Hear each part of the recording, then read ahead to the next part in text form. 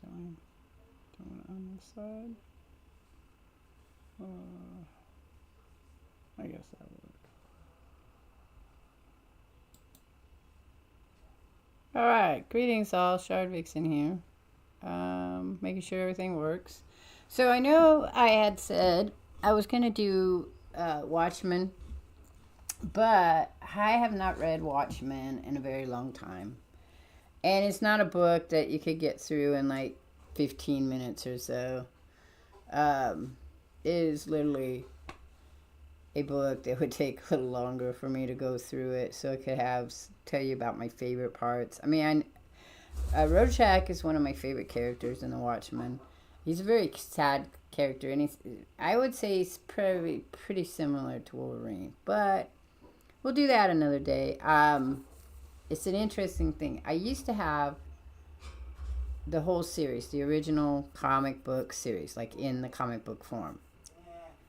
Parts and pieces of my comic books have been stolen over the years. So, hey, Feely boy. So I don't have the same collection that I used to have. But I was out on the bike trail with the boys, and they noticed a pile of stuff on the corner. We have a lot of homeless people who go back and forth behind on the bike trail. And there was some books there, and one of them was the complete collection in a graphic novel style of The Watchmen. So I have it now, and I will read it again. I do not know why my Twitch is not saving its titles. Oh, I see why. Hang on. Let me fix that really quick. We are not playing Minecraft. Hey, Tame Minus Mom, thanks for stopping by. We are doing art here. Art. We're just doing art. Why is it not coming up with art? Okay, hang on. I'm having some issues here, obviously.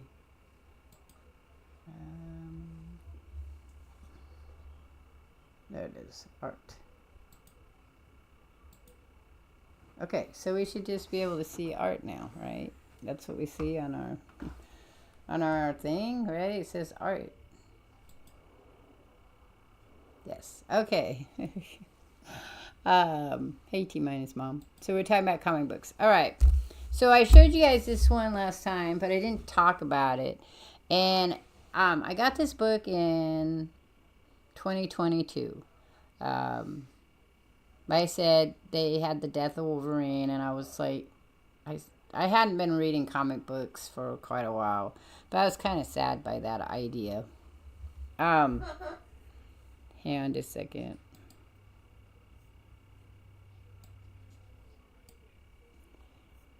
So I was sad by the idea of Wolverine being dead. So then when this book came out, I was like, oh, I want to read that book. Now, I don't know if this story moved on to be in the regular universe or not.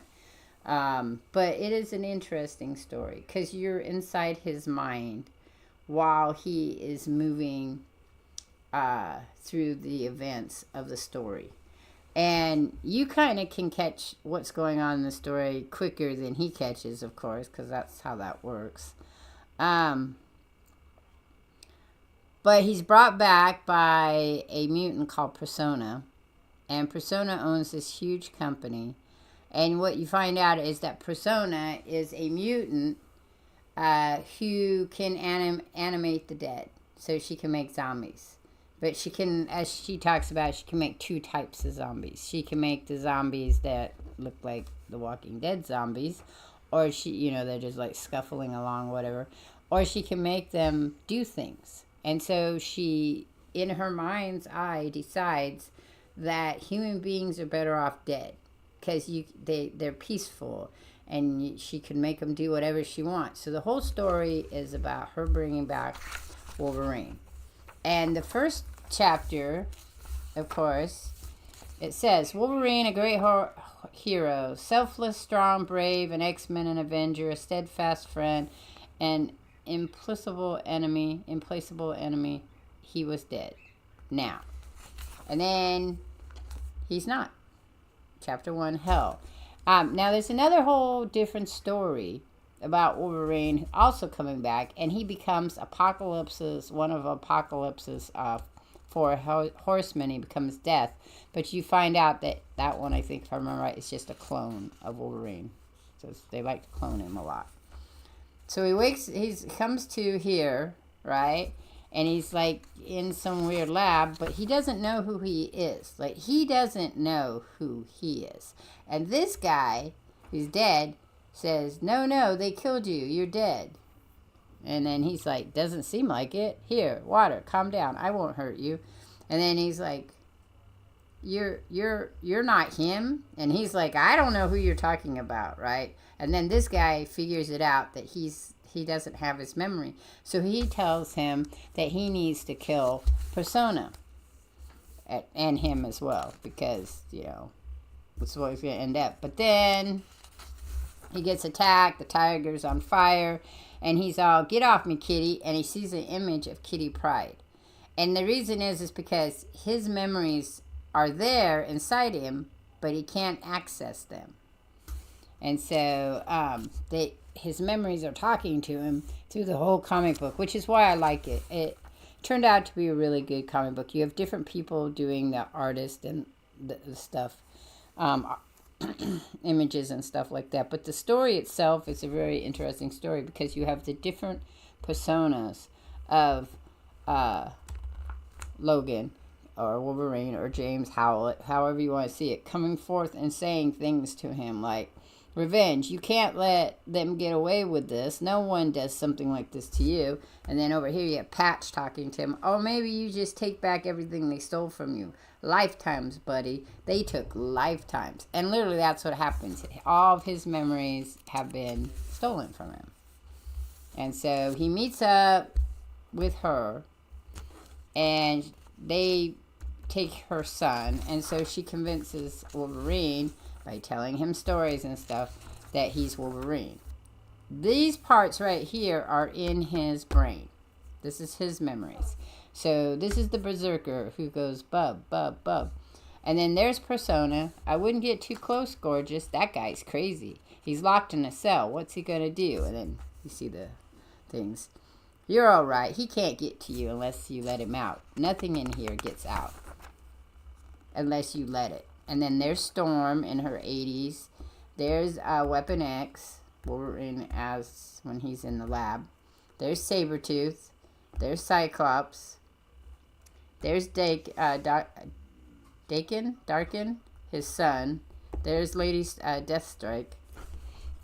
And then, why don't you take a look around? Lots of interesting things to see. Open any door you want. Any door? How about that? That's not a door. That's a wall, and it's there for a reason. You don't want to look in there, Logan. You'd be very upset. Trust me. And then he says to her, who are you? My name is Persona. We're very good friends. And of course, then he's like, yeah, a dead man told me you're going to do something terrible. Now I should stop you. I should do everything I can to stop you. Well, then you were misinformed. Baby, I brought you back to life. And then you hear somebody calling him Wolverine. Please wake up. Please wake up. You don't know all the characters? Well, you can look them up. I can read them to you as well. Darkin is a rather new character in the scheme of comic books. Cyclops, of course, is old. This Weapon X, you see a lot of him in Marvel Comics Presents because they talk a lot about Wolverine's past and that. This is Storm in the 80s. When she lost her powers, she gave herself a mohawk and changed her look. And when she came back that way. So anyway, you have Anna. So that's how this person introduces himself. But she, as said, kept talking. Wolverine, please, my name is Anna. You have to help me. They took my son. We need to go after him now before it's too late. And then he's like, but who the hell is Wolverine? And then she's all like, you're Wolverine. And he's like, you say it like it's supposed to mean something. I woke up and then everything exploded. And then I was fighting a damn Sabretooth. And then he sees a picture of Sabretooth. When he says that, certain words that clicks in, and that's Sabretooth.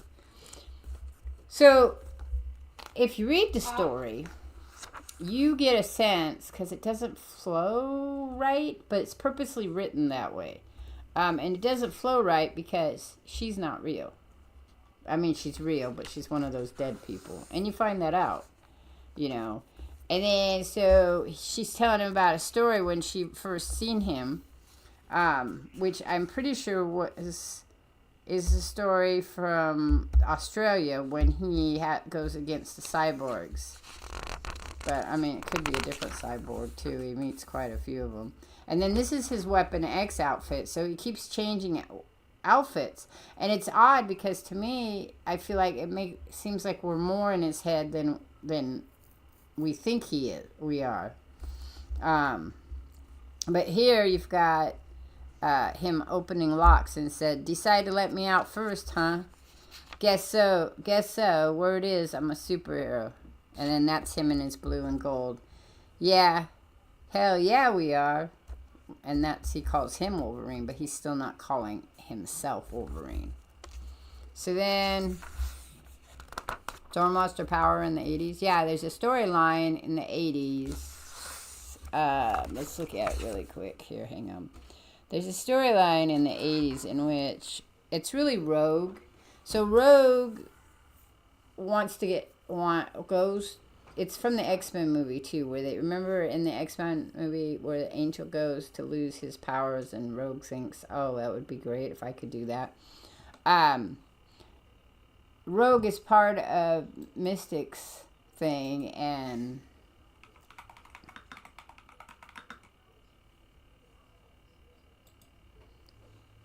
Mystic's gang, and so they were trying to develop a weapon that would allow them to control mutants.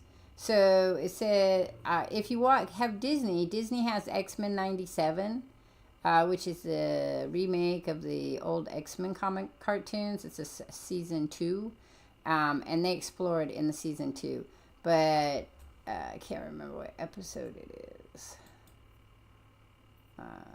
Which comic book? So she is shot with a weapon created by Forge that drains mutant powers. The weapon temporarily neutralizes her powers. The aftermath is eventually she gets her power back and temporarily becomes the Asgardian goddess of thunder. But I'm trying to remember which comic book series that is. So it'll be a moment while I find it.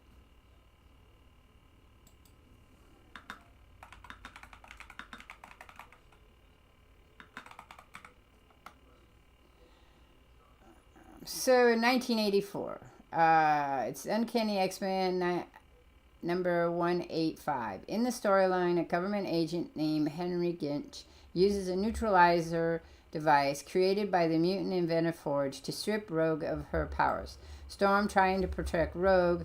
So it's Rogue they wanted originally, and then Storm gets in the way and is hit by the blast instead and consequently loses her weather manipulation program.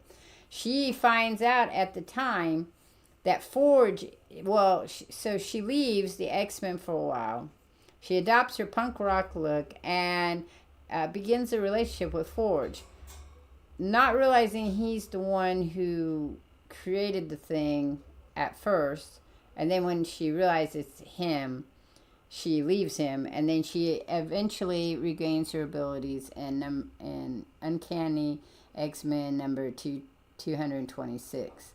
Then it says a similar storyline was recently adapted for the animated series X-Men 97, where Storm loses her powers in the second episode after being hit by a high power inhibitor being meant for Magneto. And the series kind of talks about what makes someone a hero. Like, did she need to have the power to be able to be a hero, or could she be a leader and a hero without her powers? And that's what she ends up doing anyway. But here he is as in Weapon X-Force. Okay, number 2 is called Limbo, and it shows them out on the water. They're going to race away to get her son, and they are attacked by Omega Red, and again, so it's this weird blur of stories because you're like, are these people dead? Like, is Omega Red dead? Is Dakin dead? Because that's who that is with the two claws. Um, and then he's fighting them, and he's like, wait a minute, I know this person. They remind me of somebody, and he's struggling. And then here's his berserker. So then when he says, he's all like, wait, and he realizes, do I know you? But then the berserker interrupts in his head. So the gray pictures are all going on inside his head. Reminds you of a Borderlands story, yeah? And then he gets where his claws, like, are able to get red hot and flaming, and he's confused because that wasn't something that happened before. And then he kills his son without realizing. He kind of thinks he knows who it was, but he's not sure. And then he's like, what? No. So he's not going to release the berserker out. And he's like, soon, bud, soon. And so then we continue through the story. And she said she had like 3 stories to tell him, but you don't really get all 3 stories. But then she's like, she's trying to romance him, I think, with the, my God, you're so alive. For all you do, for all the suffering you save others from the heroism, does anyone ever thank you?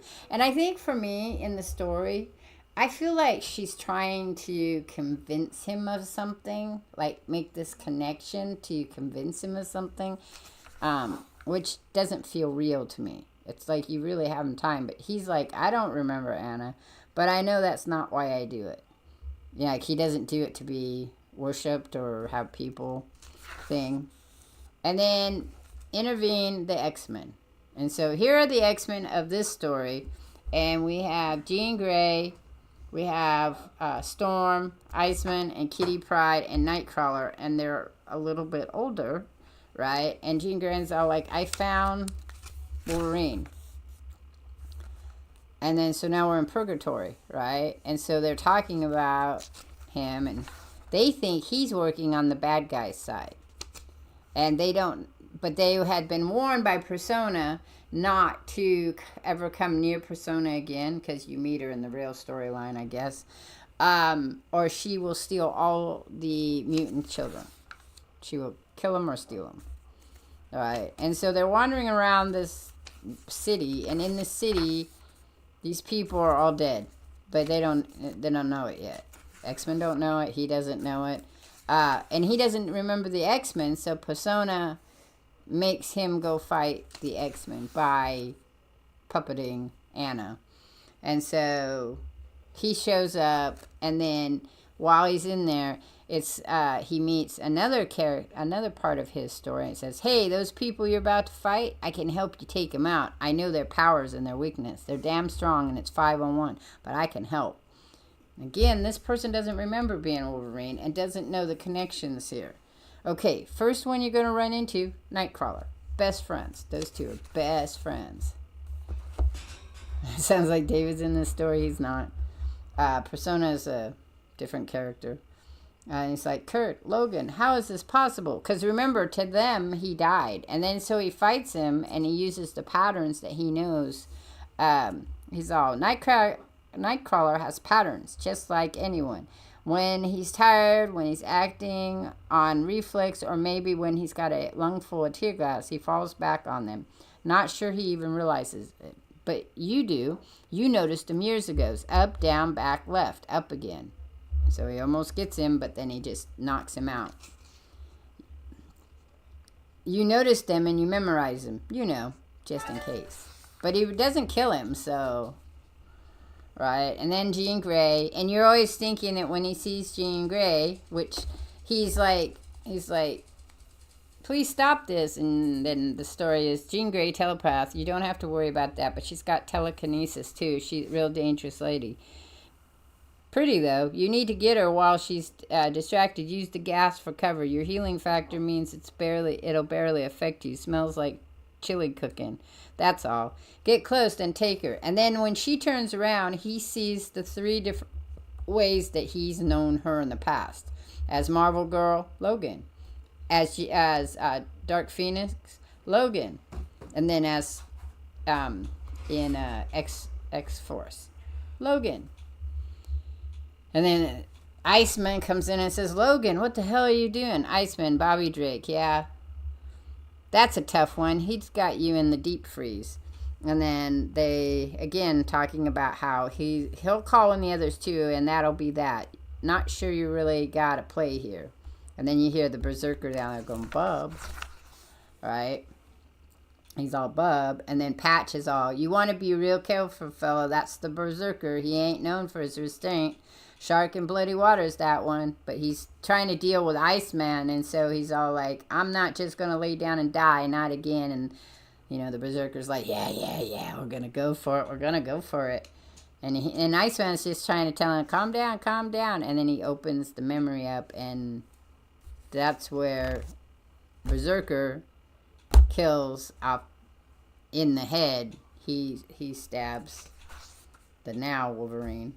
Right, and then we're seeing Berserker rage.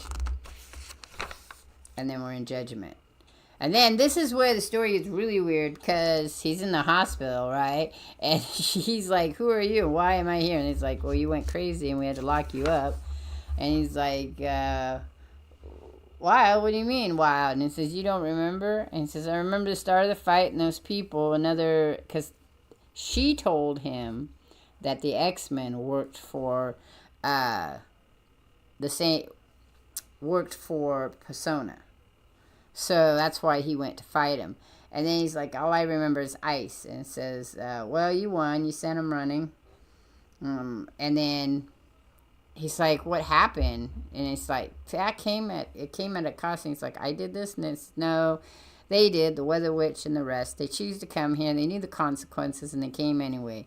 You just did what you had to. You're a hero. And again, he's like, but how did I end up here? Because now it's he's starting to feel crazy, right? Like crazier. And she's talking about how his claws are burning and they were beautiful and all this stuff. And he's like, whatever it is, I feel like I got hit by a truck. Doesn't matter. We need to go. We have to find your son. And then she's all like, here he is. And the child introduces himself to him. And he's like, thank you. And he's like, you can call me Logan, because he calls him Wolverine. And it's, yes, Logan, thank you. Because Logan's what he called himself for the longest time. And then she kisses him, and he's like disconnected, like, what's going on here? And it's like, wait, how is your son here? And what about the injection they gave him? And then she's telling him that Soteria, which is the company or the thing that Persona works for, created, they set him free, and they could not hold him after they knew you were coming. But you need to rest. Sit. I promised to tell you 3 stories about yourself, and I have only told you 1. There's no rush now. We have time. I think you will find the story very interesting. Okay, so then she talks about how people just kind of move through time, right? And that all those people all over the planet wasting time, effort, hope on dreams, right? And then how they're born dead and then one day they die. Isn't that sad? Because like they don't do anything with their life. It says, in truth, all their lives and most people do nothing more than fulfill the roles in mankind's engine. They are gears, wires, lines of computer code. Isn't that sad? She says. I think so. I always thought so. And then he's like, are you okay? And then it's like, she's like, that's the story why you're here. That's why you've come back to life. That story was about you. And then she shoots her son, who's not her son. And he's all like, wait, what's going on? And he's like, it's all right. He's not really my son. He's not even it's just the name I picked. So he's not the name that she picked. And I'm not really Anna. And then he's like totally confused. And boom, he gets slapped to the wall, and he realized that it's Persona. But it's not. She's like a puppet of Persona. She's not. Persona's just working through her. Right? And then he says that all these people are dead. All the people in the city, Anna, the boy, everybody's dead because she set it up for him. That's what the story meant, was so that she could show him what a perfect world it was, that people could do and live, and brilliant things that, the dead do what they're told, And he's like, because they're dead. This is an abomination. And he's like, yeah, but, you know, you got to do what you do. Because she's like very callous kind of person.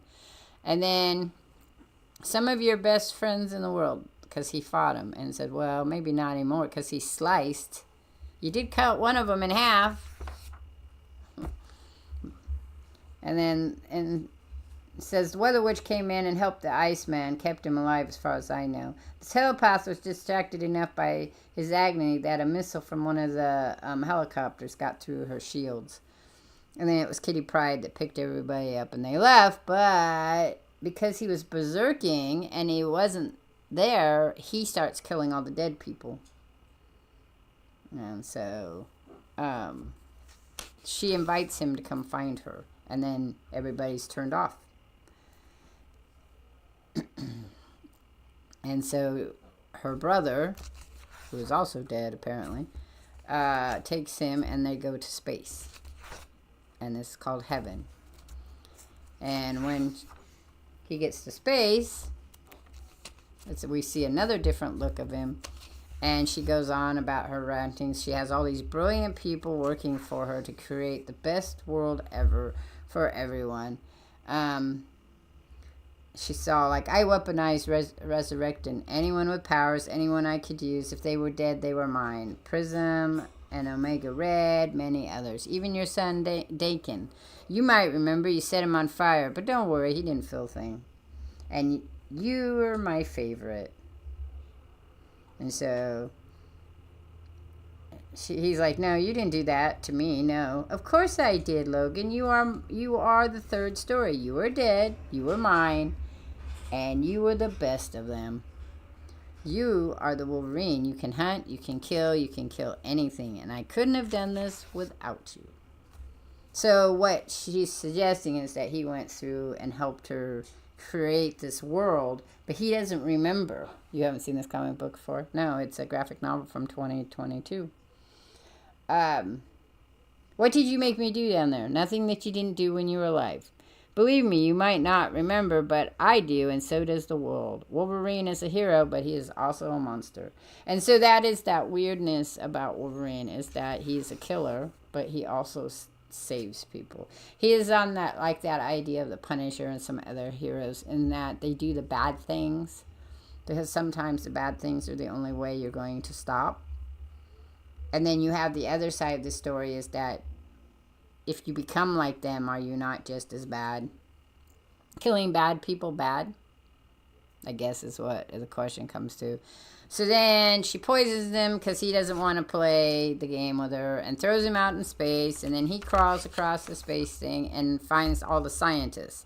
And then he tells all the scientists that they are just as liable for what is happening as she is, because they were happy to just go along creating and not caring about the people she was killing.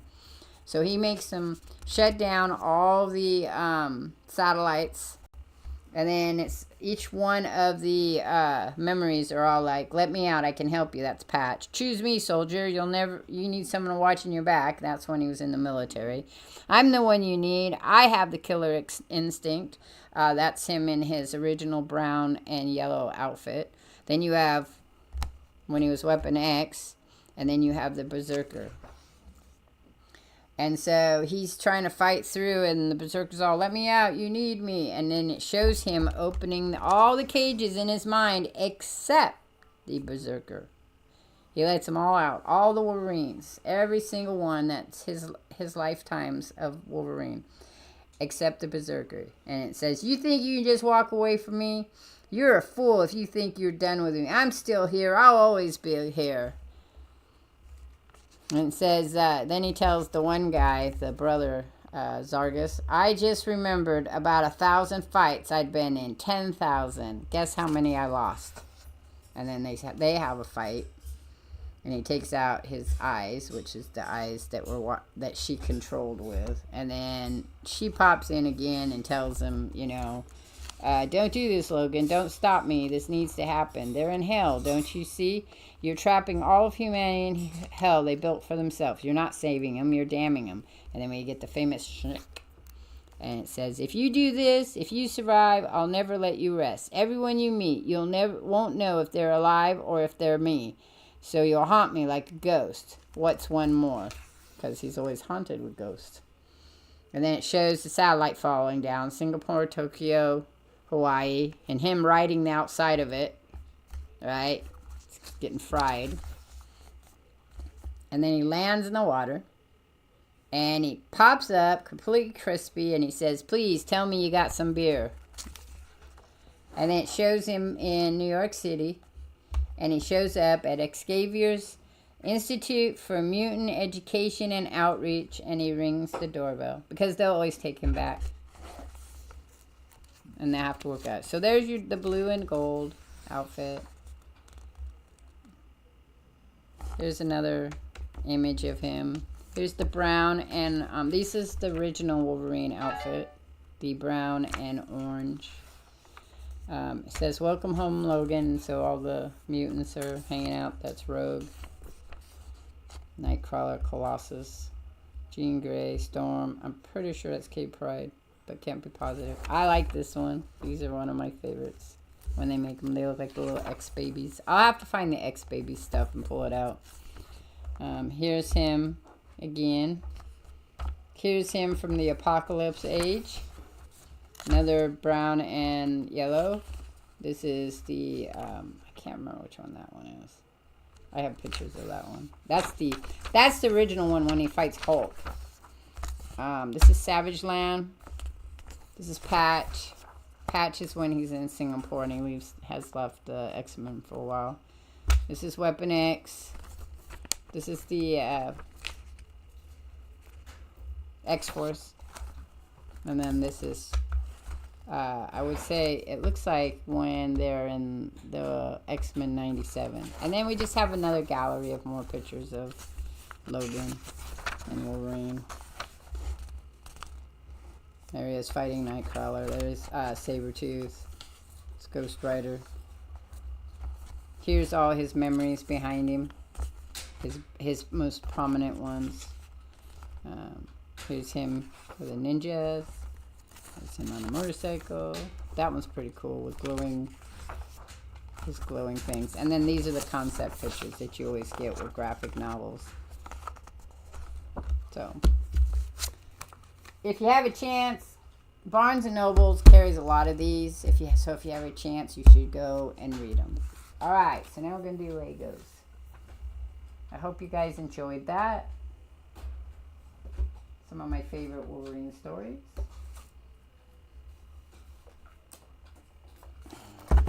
Okay, here we go. We're on number 4 packet. Gotta get my glasses. Okay, just drop that. There they are.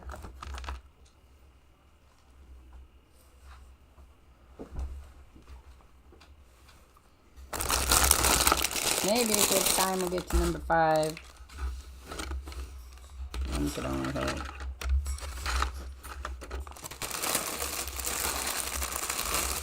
I like the paper bags thingies better.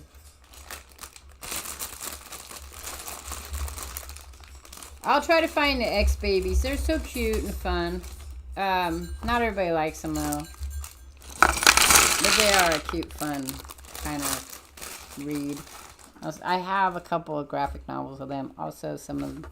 It's just hard to stop them down sometimes. Alright, we're going to build us a Lego Star Wars. Oh, I was going to show you guys really quick. You might not be able to watch all of it, but here are the pictures that I'm going to, some of them I'm trying to try color, that are going for a koi. There's that one. Some bamboo. I don't know if I'm going to do it or not. Here's another one. I think I'm going to do this one first. So, there's that one. There's those. I cut them out. And then we could also use the little lily pads, I was thinking. Here's some more, like little shadows, but I was more interested in the flowers. I also like this, and again, I like these flowers, so I gotta figure out if there's a way I can just cut them out. Like maybe this one down here. And or draw them. I could just draw. I might draw them again. Then there's that one, and then there's this one. So that's what I'm gonna pick one. Next couple of weeks I'm gonna be coloring those. So that's what we're gonna do next. We're gonna color them with gouache. I've got some other paints I want to play around with. Just color. Okay, so we need 4 of these dudes. These ones. I know I talk really fast, and I apologize. I should try to talk slower. But I kind of like to get through. Because I'm not supposed to read them. So just the fact that I read a couple of the pages here and there probably works out. I'm missing one of those. There it is. Okay, so we have our 4. If my head gets in the way, I apologize. Okay, these are going here. Going in the sack part right here. I gotta move our little people. Our people are in the way. The people are in the way, and the extras. Okay, so we're gonna go like this.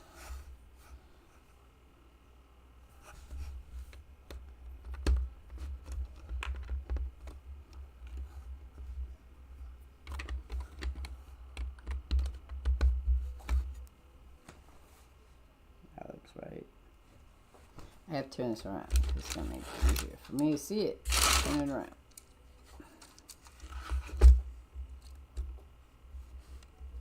Okay, yep, that's right. Okay, now we're going to do... What the heck? They're guns. Oh. So we need 8 of them. 1, 2... 3, 4, 5, 6, 7, 8. And these are going like this. Which way do they face? Guns out, I guess, like this.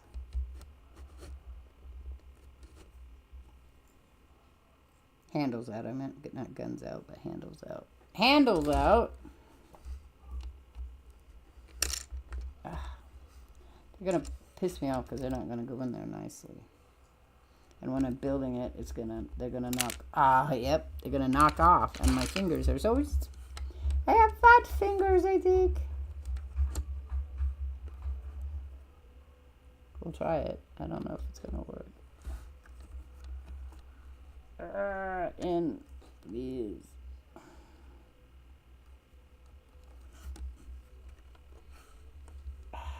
What am I building? I'll show you in a minute. This is our.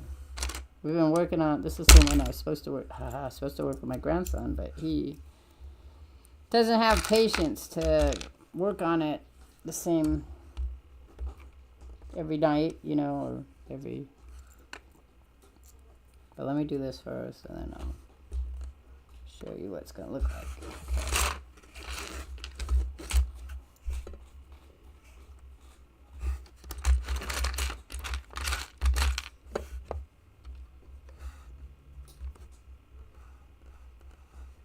Don't really sit in there well.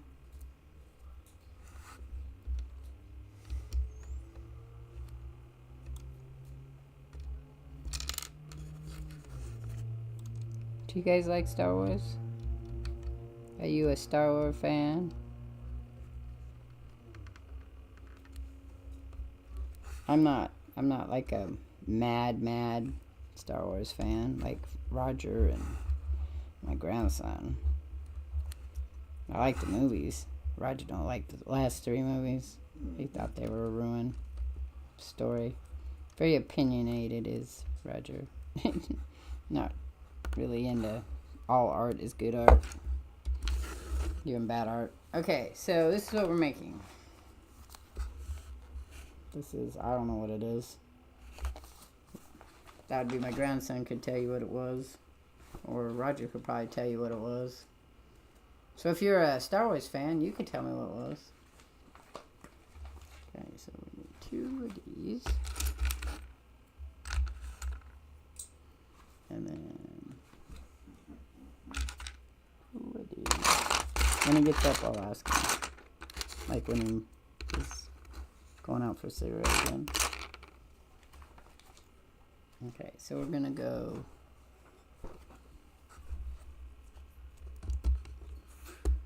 I'll go there.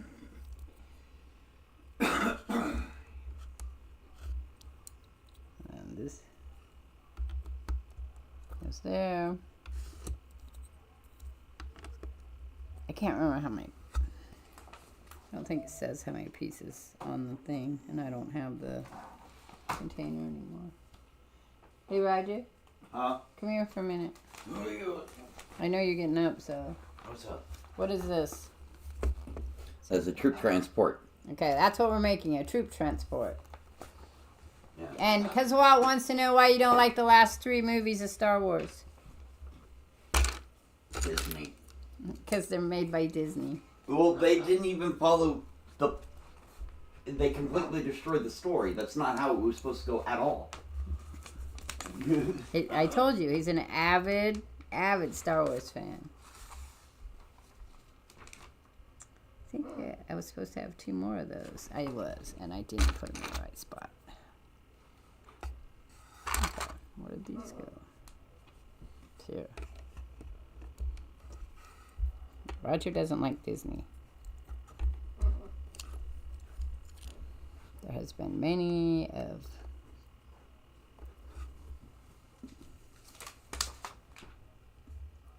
What? There's been many weird discussions in the house because of it. Yeah, that's a separatist droid transport. I just said that you and Boo Boy are the 2 that would know what it was. Yeah. Everybody at the house, yes, it would be him and I. Yeah, and I'm pretty sure that you have the more interesting, in-depth lores, where he may not have as much of the lore, because he's only going to have lore for what he's interested in. Yeah. So not like me, like just gobbling up all the fucking lore I can get. Yeah. So, because Walt says Disney changed the story, the end of the story. Yes, Disney changed the end of the story that as George Lucas had it. That and they just revamped the first 3 films. That's all they did was just remake the first 3 films. That is true. I would agree with that. But, I mean, that seemed to be of the time era. Everybody did that. Like, I was so excited for the 3rd Riddick movie, and it was just a revamp of the first Riddick movie, Pitch Black. Oh, yeah, fucking Riddick. And it wasn't even a good reading of it. I mean, he was okay in it, but it was literally just a revamp, and it was horrible. It was so sad that, it took them so long to do it, and then they... A new Stargate series has been approved at Amazon. That might be fun. Yeah. Oh. It might be fun. I don't know. Amazon has done some wonky things, too. Yeah, but Stargate's one of those things, got wonky things. Don't even get him started on the Lord of the Rings story on Prime. Woo-wee. But I didn't like it. It was just boring. It was so hard because you would have only liked it if you were really into the lore of Lord of the Rings. And even then, it was really hard to get connected to any of the characters. And that happens, I think, in all kinds of things. There's just no getting connected. And he was very kind in his talking about that, because in the past he has been very angry about the whole Star Wars thing. Okay, that's not what we're doing. Where is it at? It's these guys here that are going. But if you want to know Star Wars lore, he's the one. It's the same as, like, Warhammer. I don't know. I stopped watching it after the 4th episode. I've never watched any of them after that. I couldn't get into it. It just wasn't my thing. And it just wasn't my thing because It was like I said, when I watch things, even anime, when I watch it, I'm looking for a character or something that's going to make me want to watch the story. And it just, there wasn't anything there that wanted me to keep watching the story. I might go back at some other time and try it. I can't get this in. This is going to be a moment. My fingers are really big, I guess, in comparison to, let's do it this way. Okay, and then I'll push it up. But of the faults that my love has, one of his faults is he's very opinionative and that he thinks he's right. Which is a lot like me, but not as kind. So when there's something that he's adamant about, he will get very angry in the discussion of said thing. So Star Wars is one of those. And since I don't really care that much about Star Wars, I just don't. There's no reason I would fight about it. I like the last 3 movies. I didn't have a problem with them. He's like the fanboys out there who did have problems with him.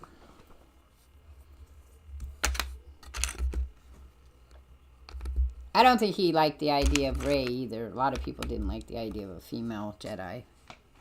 Story. I don't think he'd have a problem with a female Jedi. I just don't think he liked how they did it. And I don't know how much of it he's watched, because he won't usually watch something he don't like. And Roger can't sit through a movie anyway. He has to watch it on YouTube. So there's that too. I don't know. You'll have to ask him. Probably 3. Probably 3 would be in his episode 3. Because I'm pretty sure if he's like everybody else, he won't like Attack of the Clones. But we'll have to ask him when he comes in.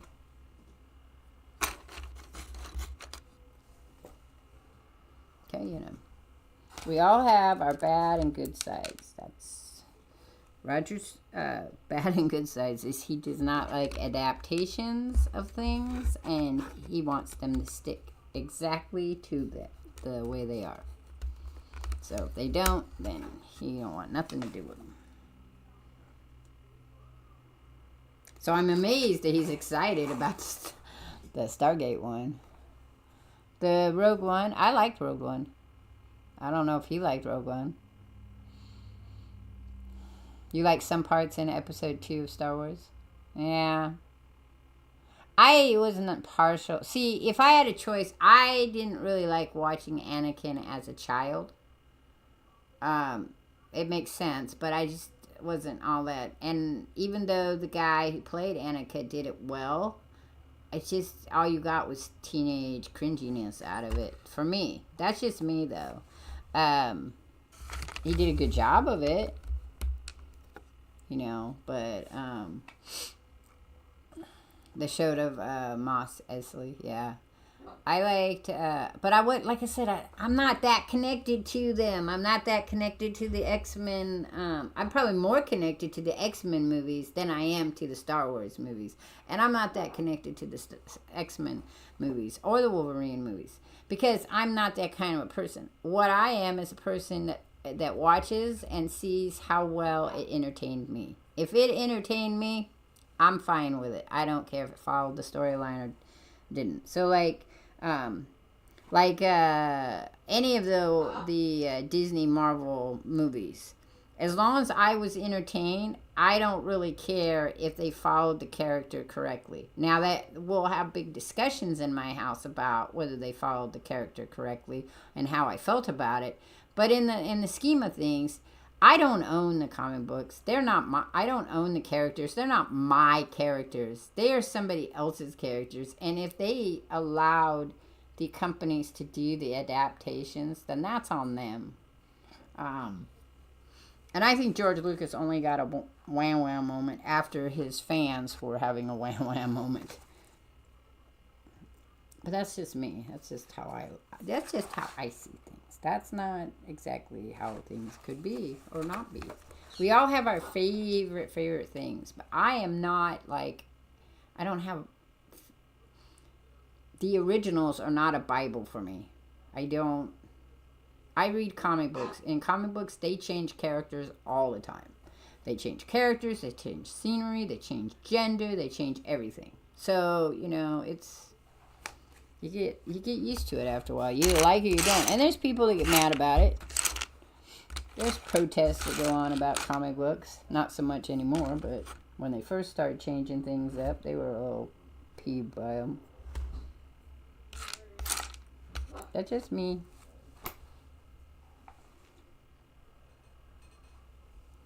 It's me.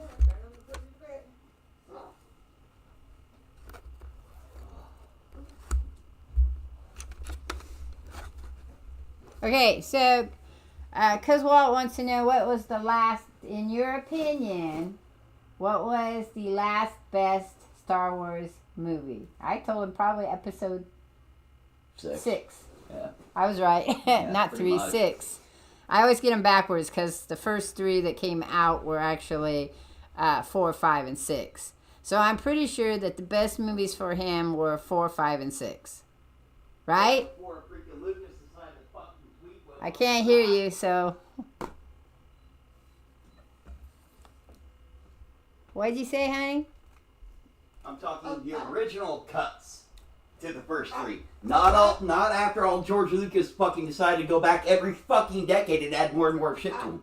No, so the original 4, 5, and 6 that came out in the 70s And 80s. and 80s were his favorite, which I guess makes sense. He's also a huge Star Trek fan. Uh-huh. What about their movies? Let's see here. The first one is kind of crap. Motion picture. Wrath of Khan is fucking amazing. The J.J. Abrams ones are crap. Didn't like any of those, huh? Nah, they... I liked them, but again, I'm not that into it. If it entertained me, that's all I cared The about. next generation movies with the Enterprise E, they're decent. The ones with Enterprise D are crap. I don't know which ones those are. Jean-Luc Picard. Oh. There was movies with John Luke? Oh yeah. Oh yeah. I must have forgotten those. Maybe Oh, I yeah. did. Maybe I didn't hell, see them. Kirk came back for fucking one of the goddamn movies they were in. Oh, okay. Yeah, I have seen that one. I was gonna say the last one I saw was the newer ones, right? With Chris Pine being Yeah. Captain Kirk. The J.J. Abrams. Yeah, those are the last ones. I liked them. They were alright. I mean, I like the Doctor. I like that they use Carl Urg. They don't what's his name? explain why the ships are so much bigger and took so much longer to get off the line. But then you come to find out through the shows later on that the Nostromo, the big ass fucking ship in the first one that went back in time before Spock's ship, was enhanced with Borg technology.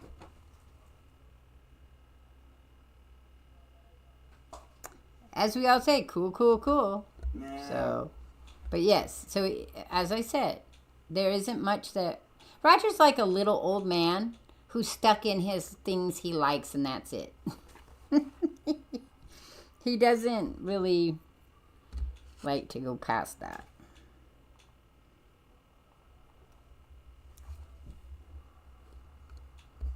He devours lore like Cuz Walt does about Warhammer. What about the TV series? Feely Boy liked the first episode of Star Trek The Next Gen. Fuck, the encounter at Farpoint Station, huh? Apparently, I mean, he's got those things memorized, guys. Jesus I'm telling Christ, that fucking episode. Okay, first off, Q wasn't even supposed to fucking be a thing. you. Alright? But the fucking TV exec said, oh no, it needs a little bit more something something. So they fucking introduced Q. Which, don't get me wrong, just makes a big fucking time loop. Because Q's future son is that motherfucker from the original series.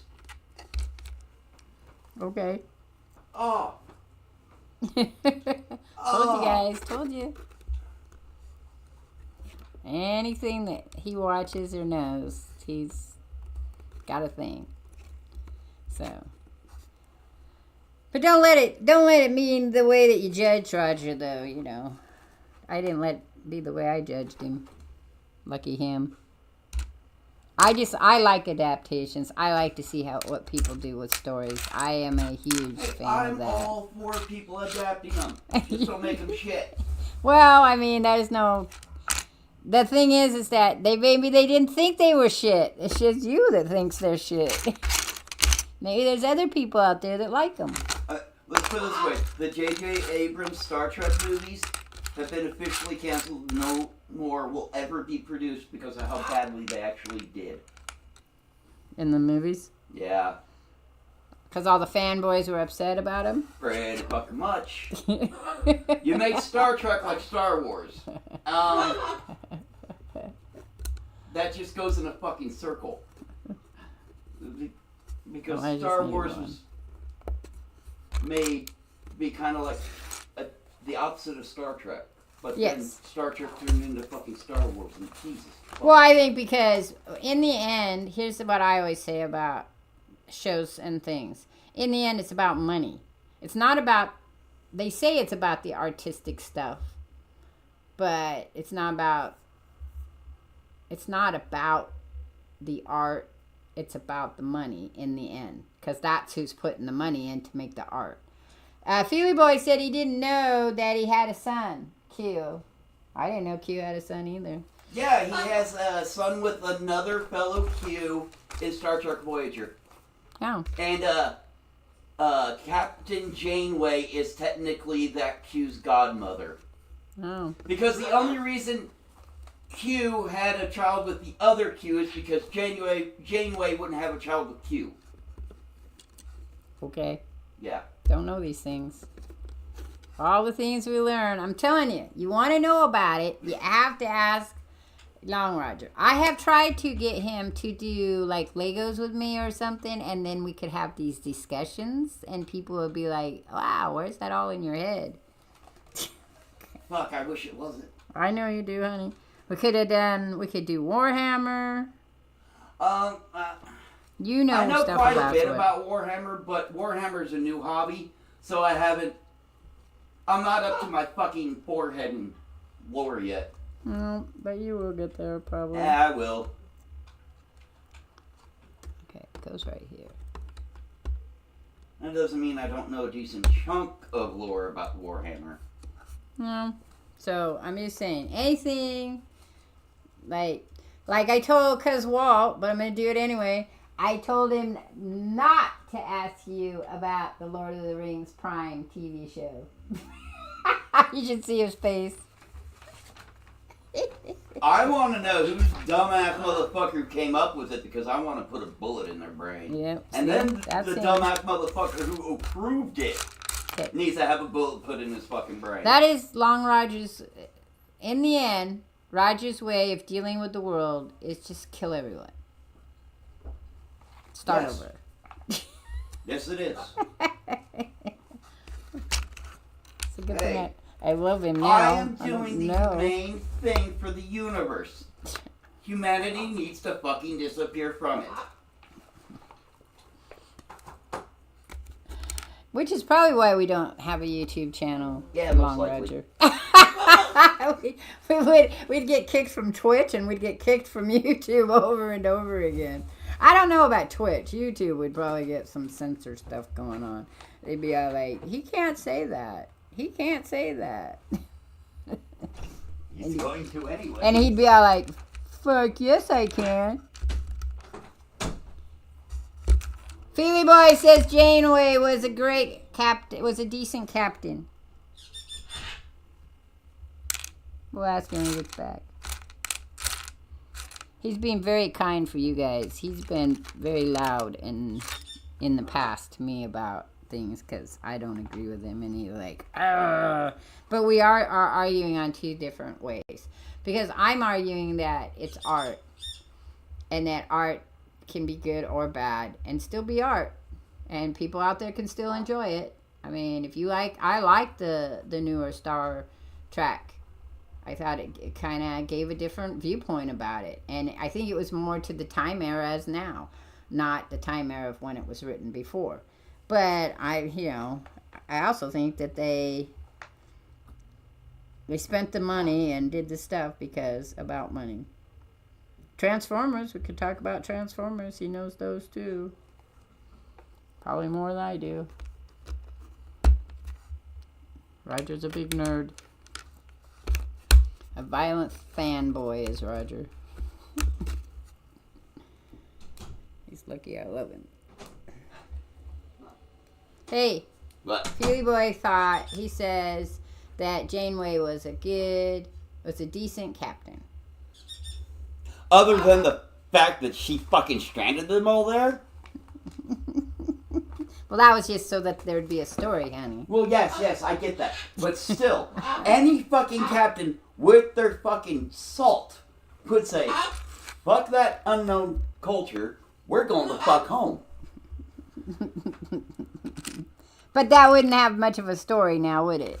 I suppose they could try to get their story home. The whole fact that, she straight broke the fucking crime directive right fucking there in the first episode. Yeah, that was true. And she's the one that tried to bring up, we have to be Starfleet about this. Bitch, you ain't Starfleet. I told you guys. It's a Roger. I liked her too. I liked. She did a good job. I will give her that. Just that very first fucking decision that kept them there. I just you're fucking stupid. But that's not realistic, and it's just part of the story, because that's how you would keep the story going in that set thing. If it had been realistically, we would have to assume, as been trained by Starfleet, that she would know how to do it correctly. Though they have had other captains in the lore who have not. So, I mean, maybe not. There was a fucking killer on the ship. Why couldn't you taken out Janeway?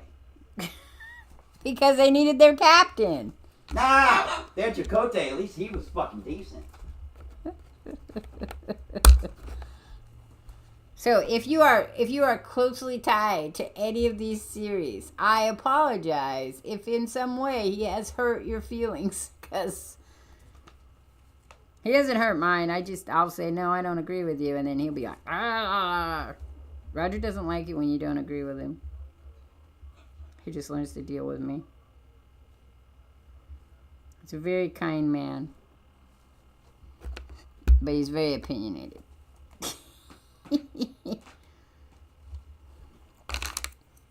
So.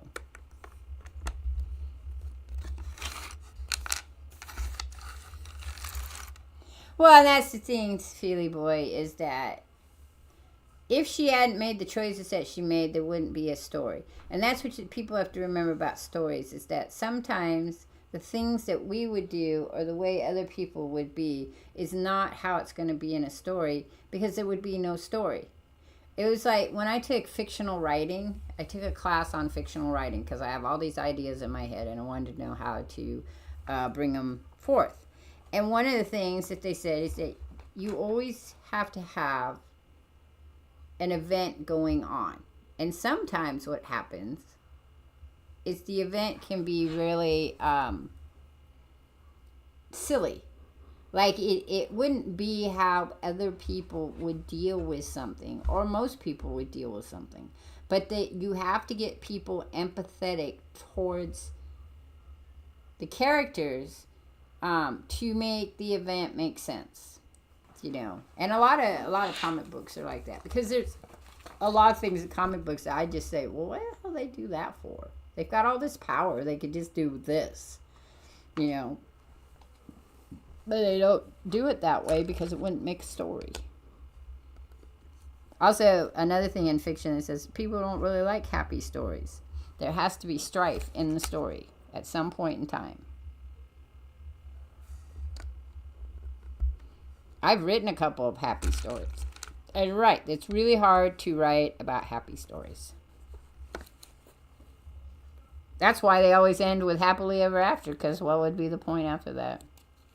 Star Trek Nemesis movie you haven't seen yet, you think? I don't remember which one that was. Which one is that? Let's look it up real quick. Because he's not in here, so I can't ask him. He's my go-to for that. Star Trek Nemesis. Let's see.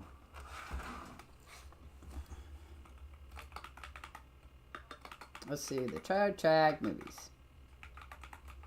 In order. Yeah, let's do it in order. Not chronicle, just in order. So we had Star Trek, the motion picture. Right? That was 1. 2 was the Wrath of Khan, which he liked.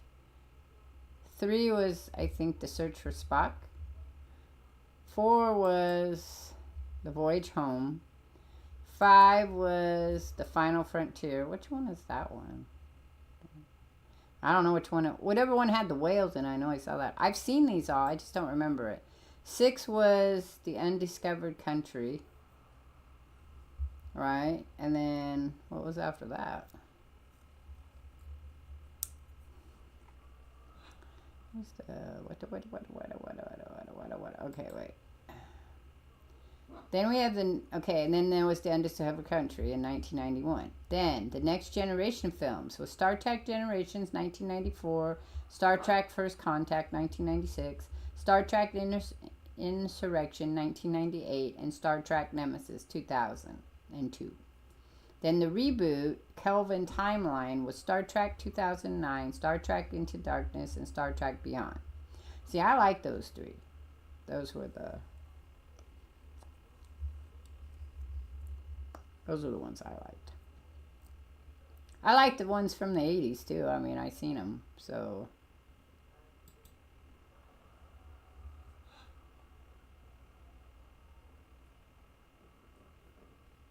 Was the Star Trek 4?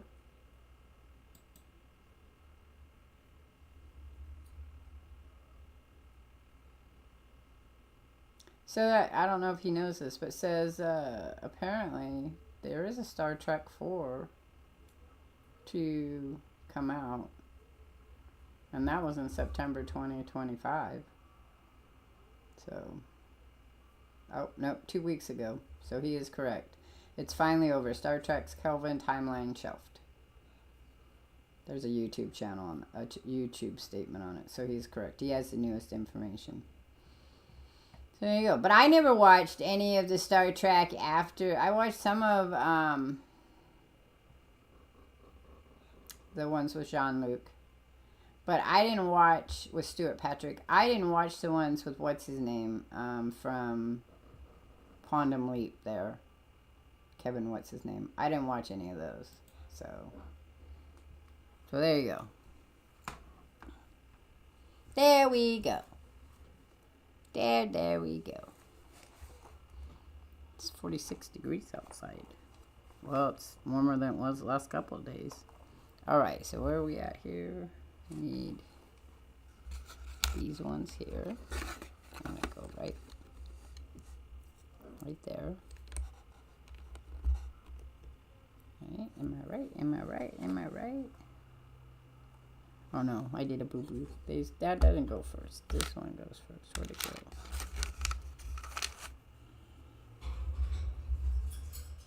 Oh, 4. I need a 4 one. And Roger don't read no more. It's too hard on him. He can read. He just doesn't. He can't sit and concentrate anymore since the military.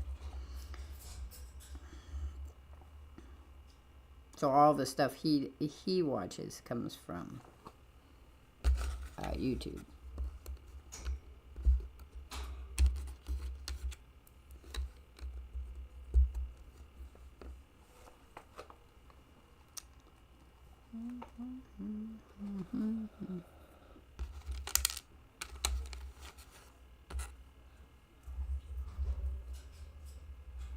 Stargate is, yeah, now, see, I have all the Stargate DVDs, so if there's any of them that I'd be more into, it would be Stargate, but I got Stargate, and then I also, my other favorite sci-fi show, think of it here, because they have me over to it, I got to look it up, my brain's going dead,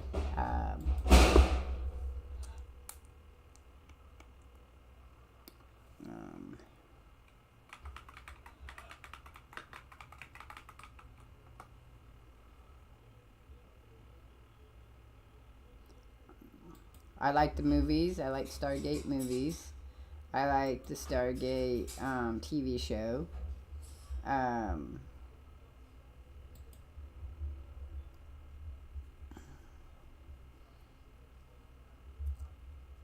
trying to figure out which one that was.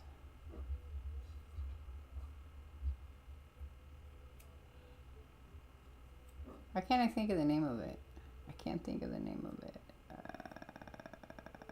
Let's see. Let's go back here.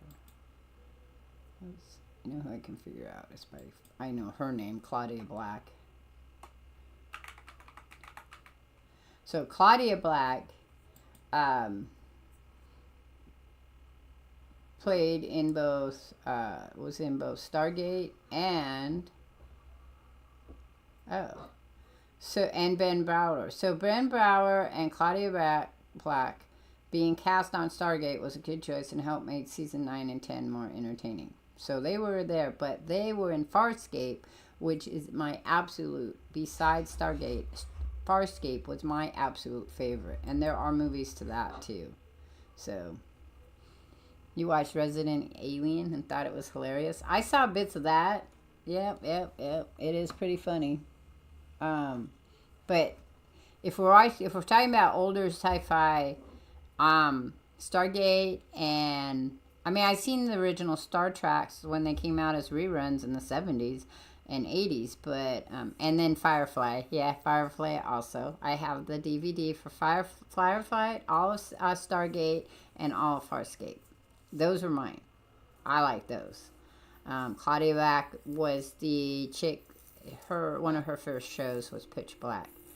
She plays the young boy girl sister who dies with her hair getting ripped off as she's running towards the thing. But yes, Claudia Black and Ben Brower were absolutely wonderful in Farscape, and then they were really great in the end of Stargate and some of the movies. But Farscape was just that hilariously funny, like ha-ha thing. Like, they were just funny. A lot, some of them. Others of them, not so much. And the fact that he would jump around and go back in time was always kind of funny, too. Oh, it's got to be that way. And this goes up here. This one goes right here, right? I'm sure he has something to say about those, too. Okay. About what? Stargate. Oh, I love fucking Stargate. Farscape. Ooh, Farscape's amazing. I have all the DVD for that. And the movies. That's what I was saying. If we're going to talk about sci-fi ones, those are good. And then Firefly. Do you like Firefly? Yes. And I have that one, too. I didn't even get into Firefly until I saw the movie Serenity, so I saw the whole thing fucking backwards. Oh, yeah. Yeah. I saw the last 2 episodes of Firefly. Earth 2. I have Earth 2 as well. That's an old one. Yep. That one was one of my favorites as well. There are a lot of sci-fi ones out there that are really good. Oh, yeah. You like the Stargate concept better than the Star Trek one? I can see that. Okay, now this one has to go over here. Oh, I did that backwards, right? Oh, should have gone this way. Alright, I can tell you Star Trek is more feasible than Stargate. It's more what? More feasible than Stargate. Oh. I did this all wrong, I think. Because it has to go this way. Yeah, I put this together incorrectly again. I followed their thing, but if we turn it around here, it's not going to be right, because this has to be here. Maybe that's right. Okay, that way is right, but I think I messed it up here. So let's take these apart for a minute. I did mess it up here. This is where I messed it up. Okay, so this goes here.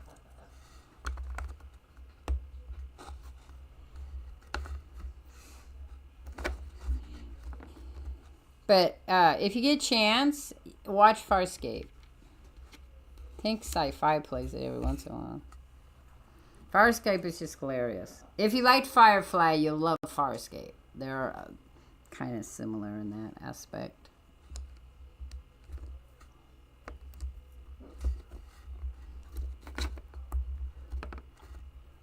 I came into Firefly watching the last 3 episodes, and cried. And then I had to go back and watch the rest of it. And was really upset that they didn't make more of them. This one here. That one goes there. And this one goes here. And then this one goes here.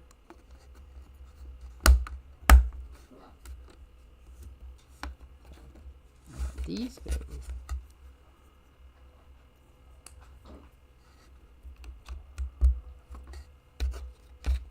After I get done with comic books, I'm going to do books. I won't probably have the books in front of me, all of them, because most of my books are in storage.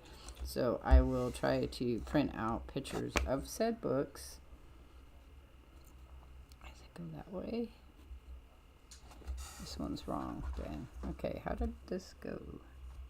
Yeah, wait. So, give me this. So I'm making these all backwards. Making them backwards. This goes this way.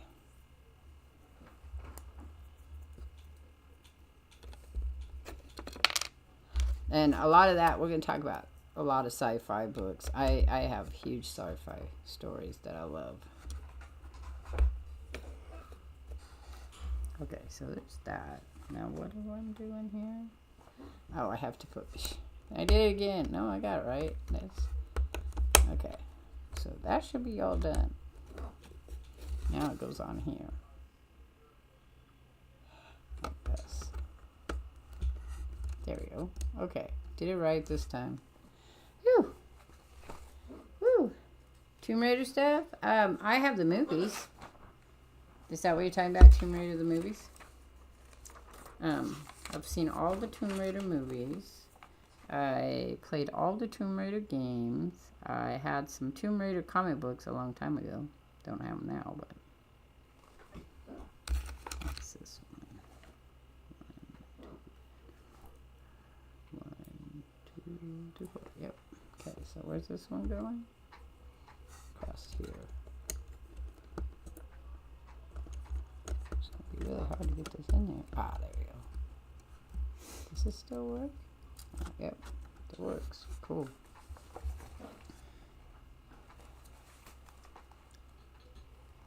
Okay, so now I'm going to turn this around again because the way it's showing me it has to go this way.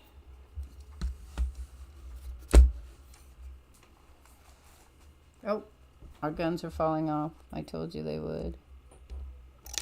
Oh, you bastard.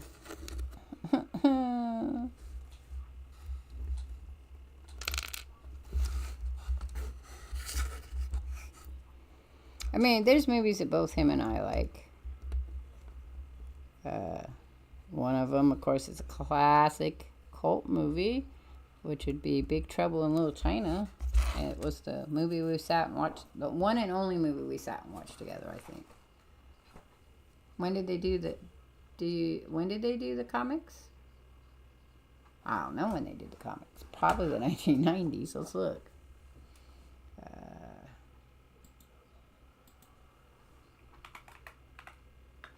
I have some somewhere. I just don't know where. Okay, so let's see. The Tomb Raider comic book series is based on the video game franchise Tomb Raider, of course, currently produced by Crystal Dynamics, formerly by Core Design, which features the character of Lara Croft. The original series of comics, which were released between 1999 and 2005, were published by Top Cow and were primarily based on the games released by Core Design. In 2014, following the reboot of Tomb Raider franchise, the series was revived and is currently being published by Dark Horse Comics. The new timeline of events is based upon the reboot iteration of Lara Croft and her adventures. So, yes, you were correct. 1999 to 2005. I don't think I don't have all of them, but I have a few somewhere. You pick them up, you read them. Comic books are like that, though. Army of Darkness. Now, I've seen the first Army of Darkness a long time ago, but it's not as big of a thing for me. I'm not, like I told you, it's things I'm not that into.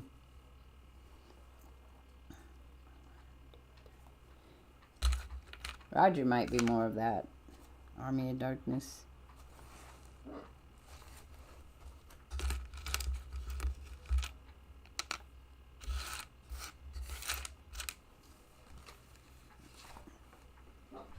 Okay, so we have this, and we're going to put these. Oh, do we need the same size ones? Oh, no. So we'll put this one here. And we're going to stick this one on here. And then this is going where? Like this. Is that correct? Yep. Probably going to make another one on the other side.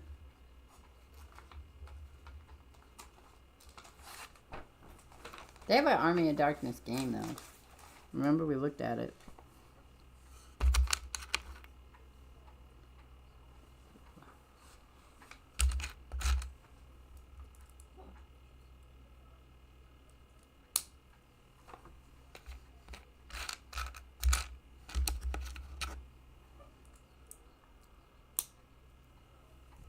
I liked Rogue One, but I thought it was really sad.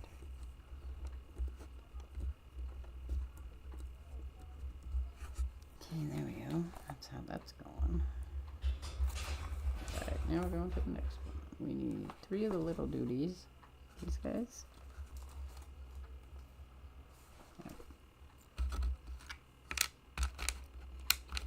We all have our favorite things. Like I had talked about in some of my vlogs. When I was a child and a teenager, the Hallmark Channel, there was no such thing as Hallmark Channel, but there was a Hallmark movies, and they would pick out movies during the holiday seasons to play. Granted, they were usually the same movies over and over. So like A Wonderful Life, Wonderful Wizard of Oz, and Sound of Music. We're all in the time period of Christmas and Thanksgiving and Easter. Don't ask me why Wizard of Oz was always during Easter. I don't know, but it was.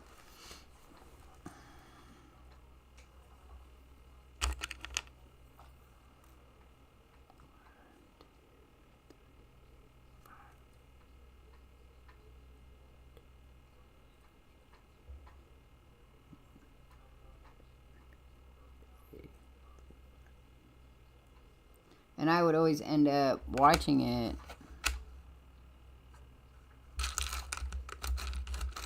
them when we'd go over to do Easter eggs or something like that. It's got to be this one. 1, 2, 3.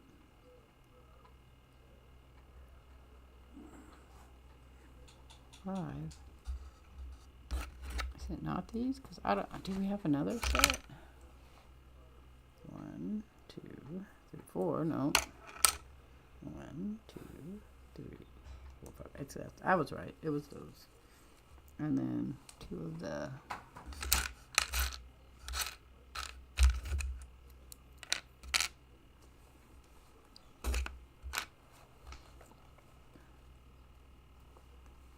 And that's it.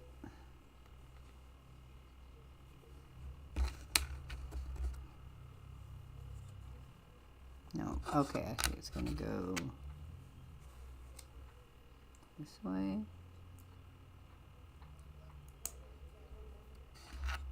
This way. Is that right? Yep. This way.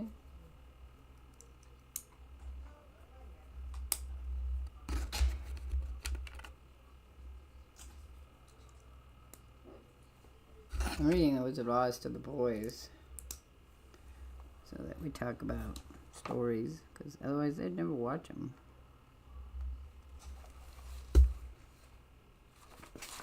So this goes right here.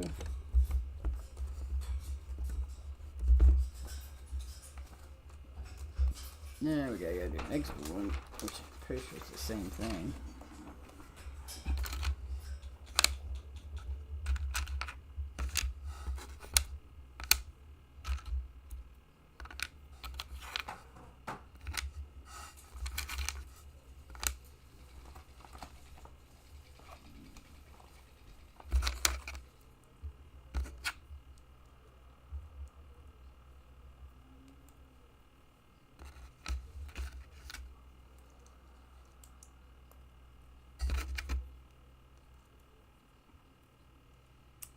Oops. I put that on that way.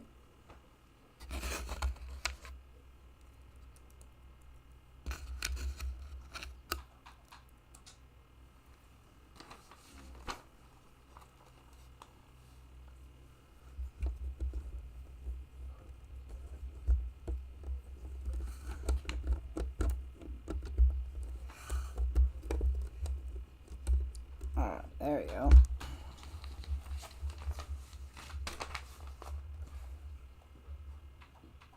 He would start watching. The Ten Commandments, you're right, also came out during with Charles something. You've never seen the end of the movie? Oh, that sucks. I bet you could find YouTube things on it. T minus mom. I bet you could go and just say the ending of Charles Heston's Ten Commandments. I'd say it follows the book pretty well.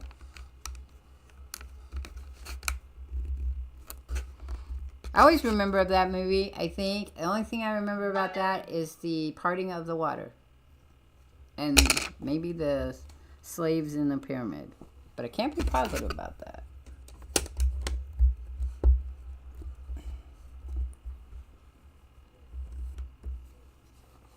But that is another one. That's another Easter movie.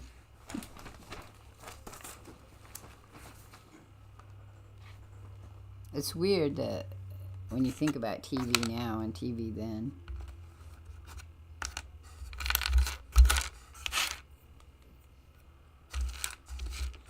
Okay. There it is. Okay.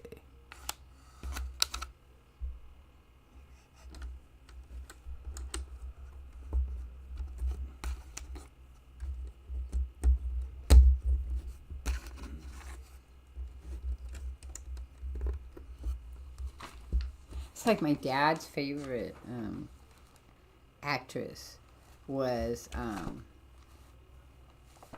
Sophia Loren. Can't think or say her last name right.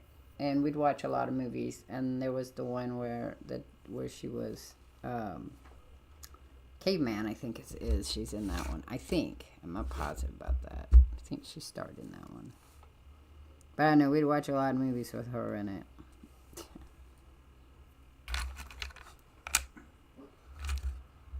And then my son's father's favorite actress was Phoebe Cates, and watched a lot of those. I don't know that Roger has any favorite actresses or actors. People that he would watch. I've never asked him. I have lots. There's lots of people I will watch a movie with them in it. Unless the movie looks really stupid. Then I won't watch it.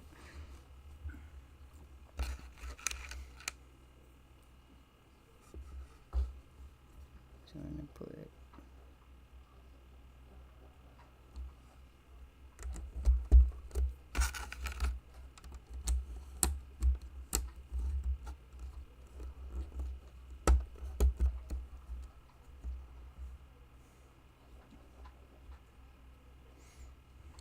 Okay, that's right. I was like, this is weird, but it's right.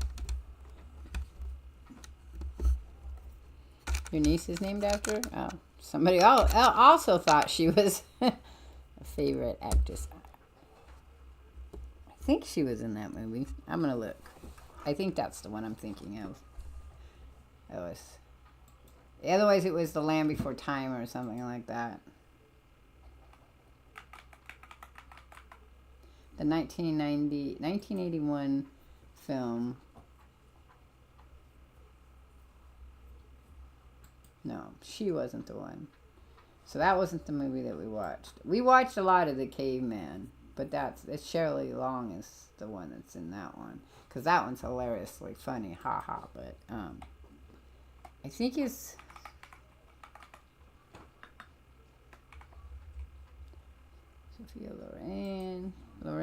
Sophia Loren. And then she's 70 years old. Or no, she's older than that. She's 91 years old. She was born in 1934. She has 2 children, 4 grandchildren. No, 3 grandchildren.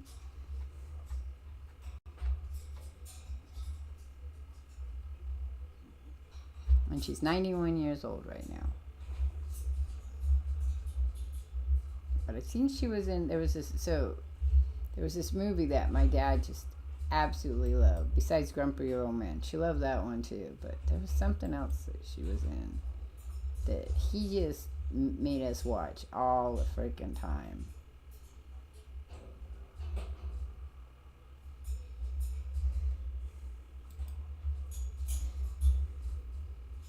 I think it was The Fall of the Roman Empire, but I don't think it was it. His attention span wouldn't be that.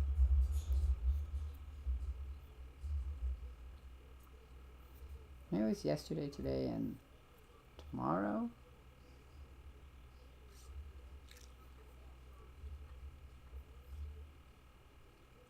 I swear she was in one where she wore, maybe not, maybe it was somebody else. But I know that was the one that he just adored her.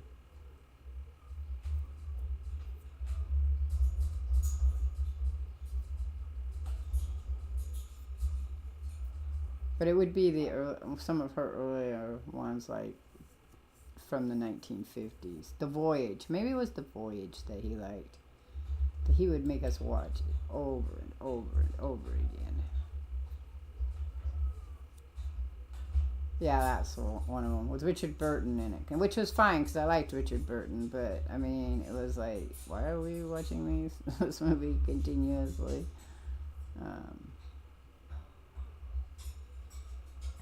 It's weird things that you remember, because I haven't really watched many of her movies since then. Like, she has tons of movies, but I just never really watched any after that. But I'm trying to think who was in. There was another movie that he liked that had a big bosom lady.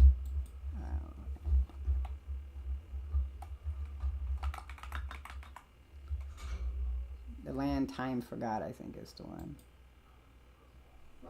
Who was in that one? Nope, that wasn't it. It's one of the weird dinosaur movies. But I don't know.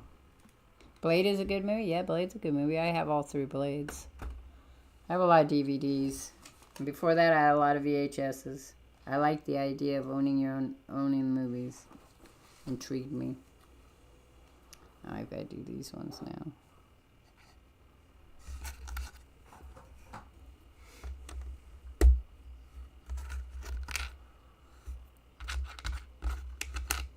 It's kind of cool they brought Wesley Snipes back in the Deadpool movie.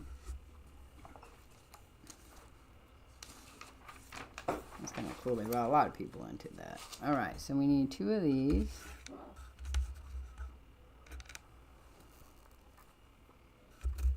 This one.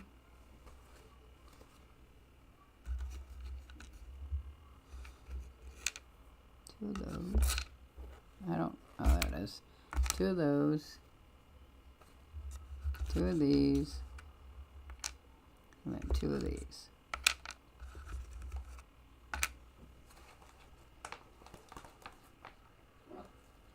Okay, so this one goes here.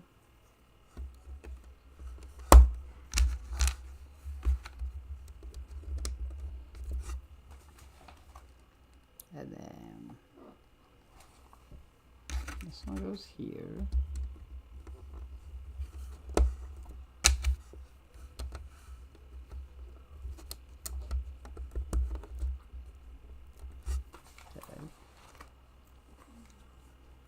Then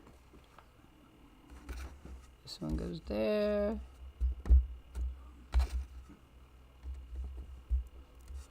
And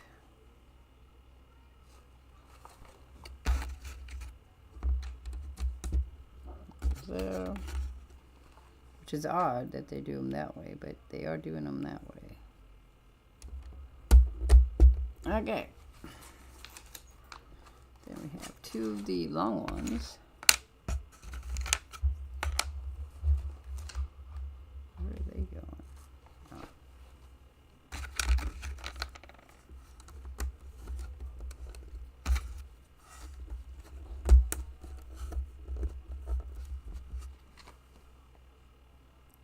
Yep. Okay, so that's that.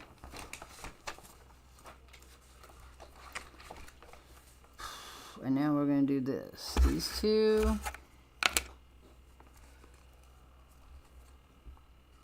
Two of these. These. Two of those. And two of these. Literally all that we have left here.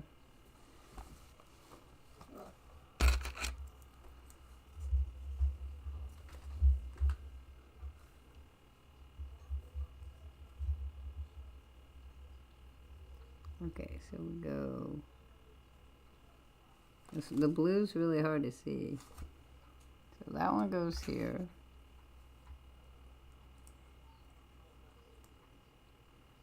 And then this one goes here. And then this one goes here.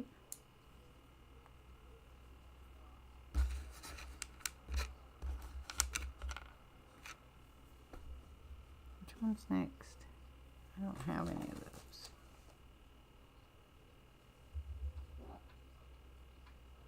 I can't see which one that is because the color's off. So is it? I can't see what it's telling me that I'm supposed to be doing.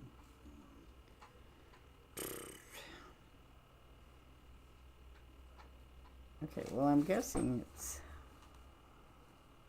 that way. And then this one's going that way.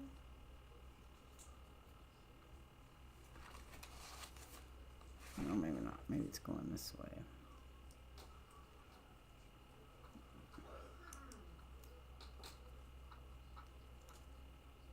Oh, you bastard. It doesn't want to sit.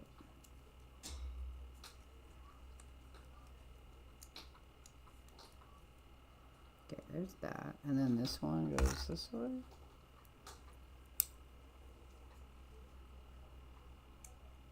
I don't think it's that one. I think it's this one. So we're doing doors. Okay. And then that's going on the front here.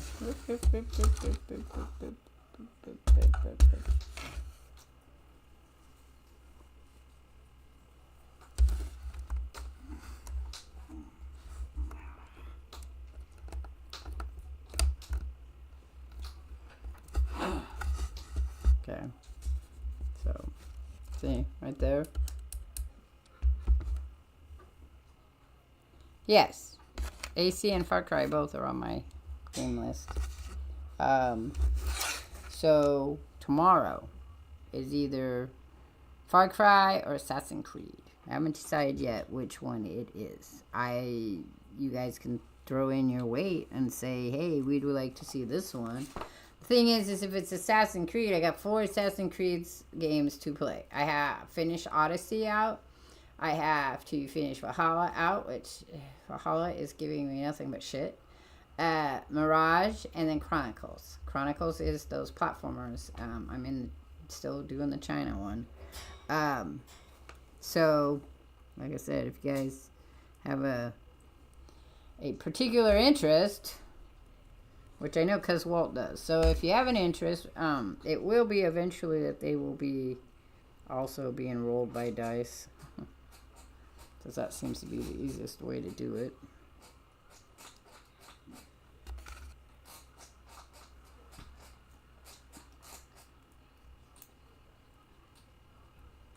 don't know why these are so dirty. These ones are really dirty.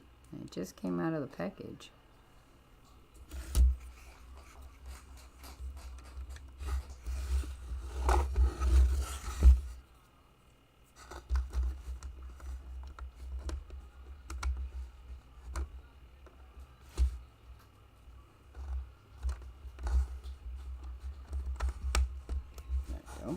Okay, and then that's those two right there.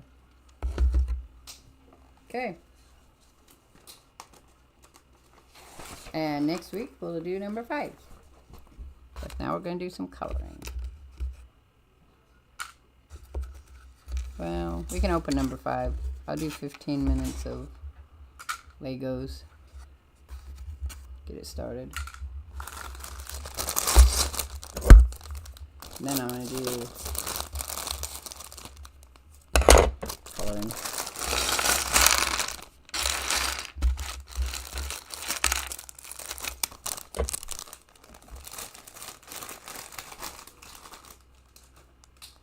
So we'll have to figure out if we're doing Far Cry or if I'm doing AC, Assassin's Creed, and which one I'm doing of Assassin's Creeds. I have to tell you honestly, I don't really like Odyssey. I can't get into it. I get why people liked it. It's a lot like Origins. But Origins, at least I could get into the story. Odyssey, I'm having a really hard time finding the story in it. Valhalla, I like the first part of Valhalla, but not really liking the English part of Valhalla. I have a difficult time getting past it. So I might just open the map up. That might be what we do. Chronicles, it's just a platformer, so I have a hard time with platformers. And then the first part of it, I don't know if all of them are platformers, but I know that the part that I was doing is platformers, the China one, which is the earliest one. And then Mirage, of course, is just an irritation. There's no other way to explain Mirage for you. It's only because I got to the end. I didn't enjoy the story. I wasn't enjoying any part of it. And then it, glitched on me. So that's part of that problem.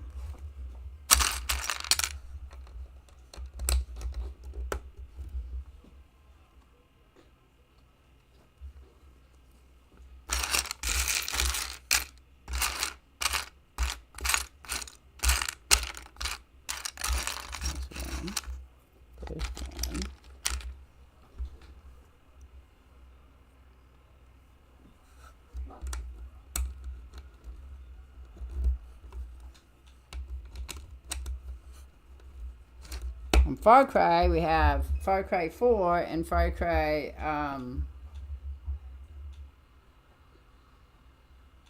5. Did we start 5? No. Maybe it was 3. No, Far Cry 4 and Primal. That was it. Which I don't mind those games. That they are kind of... They're very quest heavy, but the quest doesn't really... One set of the quest is for leveling up, and the other side of the quest is for the story. So, but that is what we're going to play tomorrow, because I'm going to start... I have to stay on my things unless special things come out. Okay, so we need 2 of the blue ones. There's that one.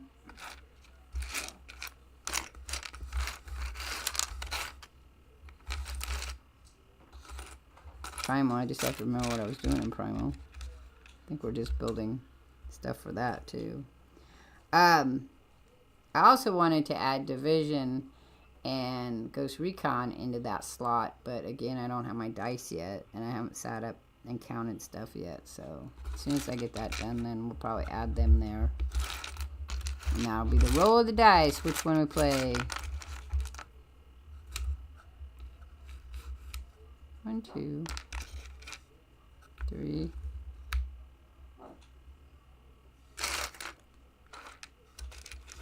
There's 4, 5. Okay, there's 6. And then 4 of these Yep. So 1. Look, more guns. Unless they're the guns that fell off. Do I bet? Nope, I got guns still on there.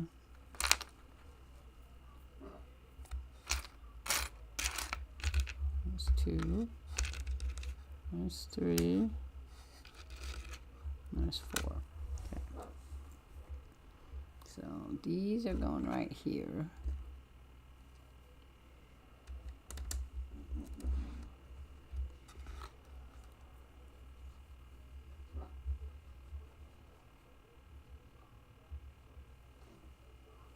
Okay, so is it 3 of these?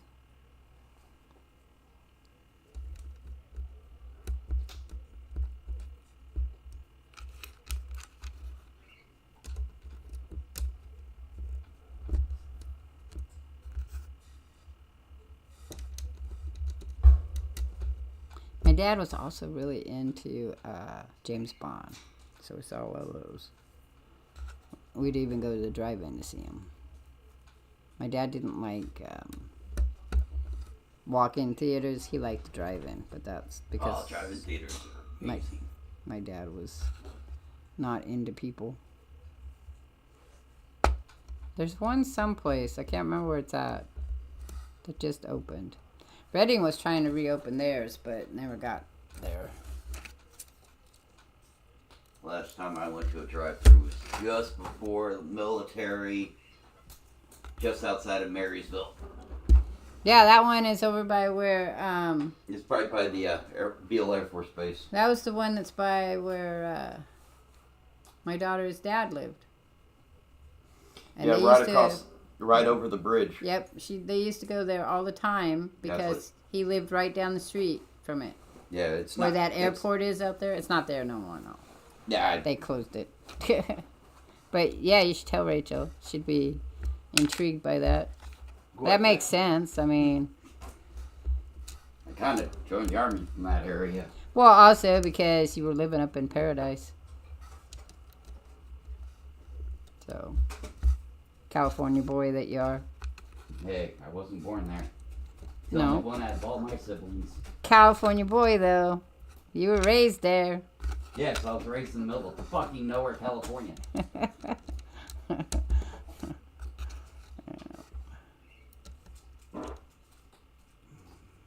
I was raised in a railroad town. Wasn't in the middle of nowhere. A big giant railroad switching off area. Railroad is what made that town. Pretty sure it's not what makes that town now is their giant malls. What made the town that I grew up in was the California Gold Rush. Because that's where they fucking found the gold. Yep. Calaveras County. Sir Roger's from. Where he grew up. Out in the middle of nowhere. I was a city girl. I didn't live in my first apartment until I was... Yeah, they are fun to ride on. I didn't live in my first apartment until the 90s. I was staying with a friend who lived... Well, staying with my sister. And then she moved out of there and they let me keep it. And... well, no. I moved in the back in a one-bedroom studio with me and my daughter. And then I went to a house from there. And I went to another apartment. Then I went to another house, another apartment. I bounced around a lot. Now I'm in a house again. I have moved quite a few times in my lifetime. But just keep moving north. Lived in Sacramento. Can't find the other one I'm looking for. This one. The other one of this one.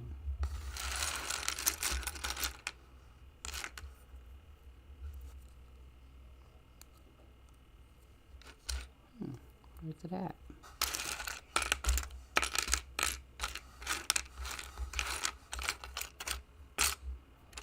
It always intrigued me, people that lived in the same place forever.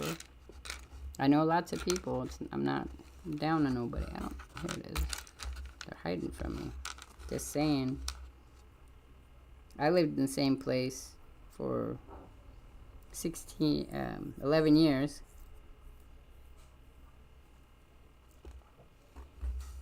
Where's that at? Oh, I guess we're just taking it off that one. Is that where that's going? No, it's not where it's going. Give me that one. It's not going there. It's going here. Okay. That makes better sense.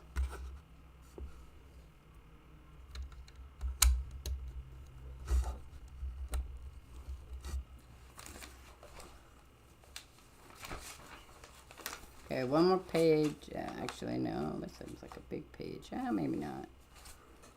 Okay, we need not that one. This one. And 2 of these. And 1 of these. Okay, and then we're gonna take this.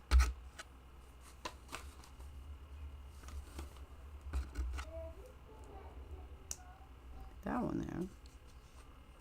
There you go.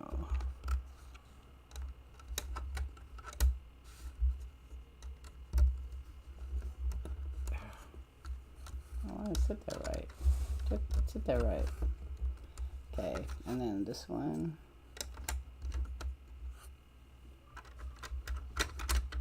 Oh, nope, nope. Which way is that going?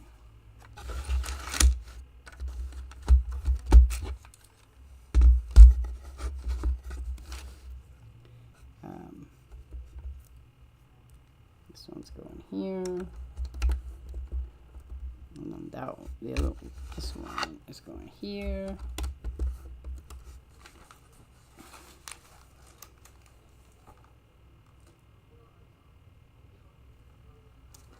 And one of these, where is it? Right here. It's going down in this. 1, 2.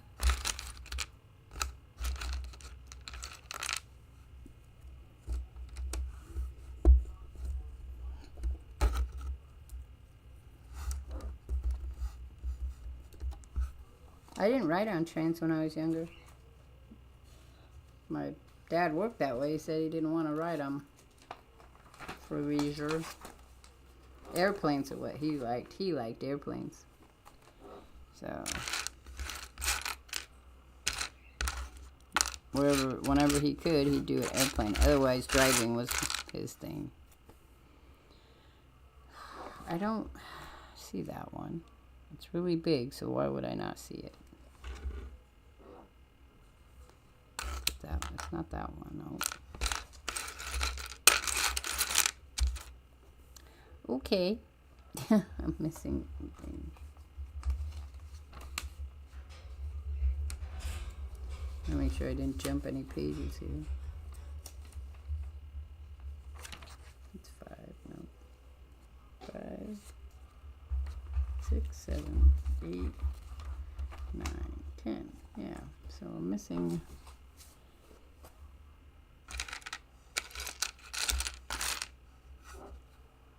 Weird.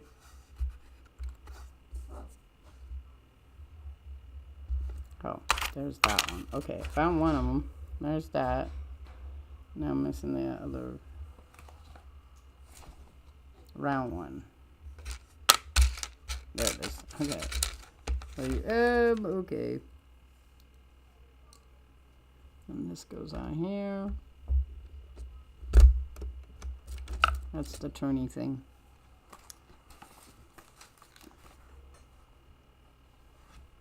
One of these, and that goes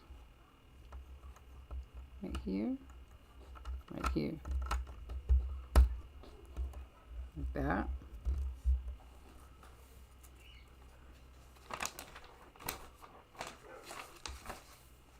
Okay, so I'm gonna, because there's a lot of little stuff to do, so I'm gonna put it aside. I'm gonna start coloring. Okay, I have to get something, so it'll be just a minute. I gotta get some water.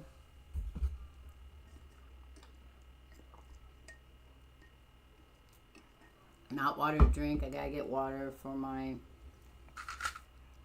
where did I put these guys?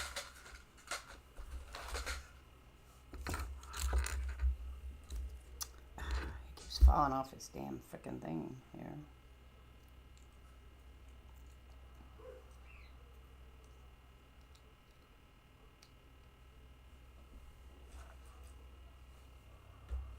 I'll be right back. I gotta go get a container for my water for my paint.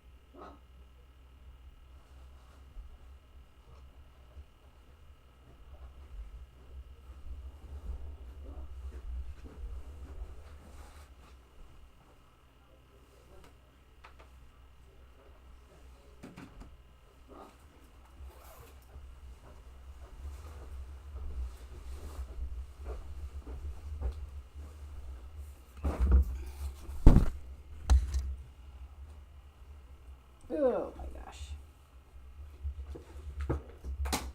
Ah, son of a bugs. I dropped every single one of them.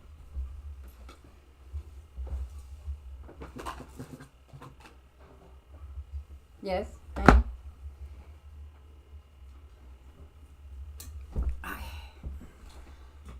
Alrighty.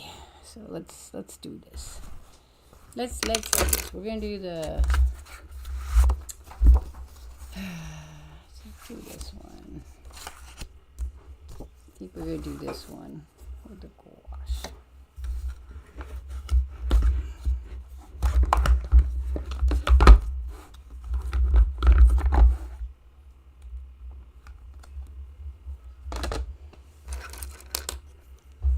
So let's see. Our colors are, what do we use? Gold, orange, and yellow. So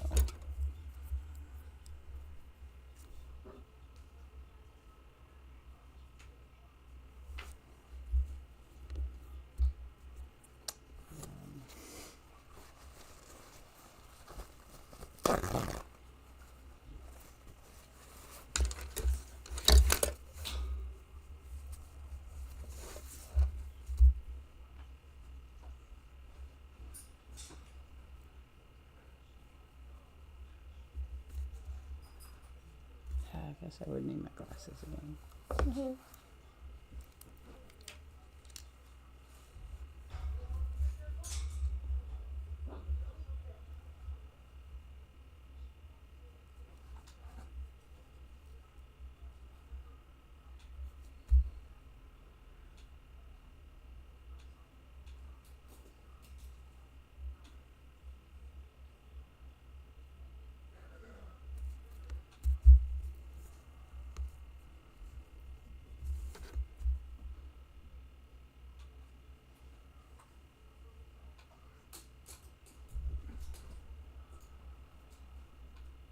Okay, this is called gouache, but it's spelled different. It's not spelled like you would think. It's like Q.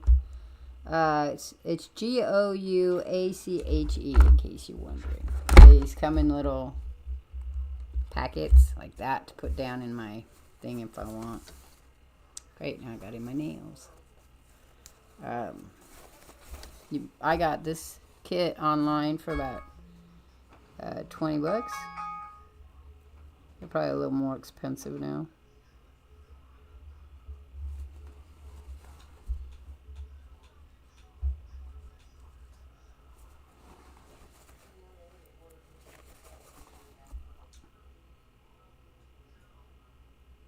Maybe we'll do a black head.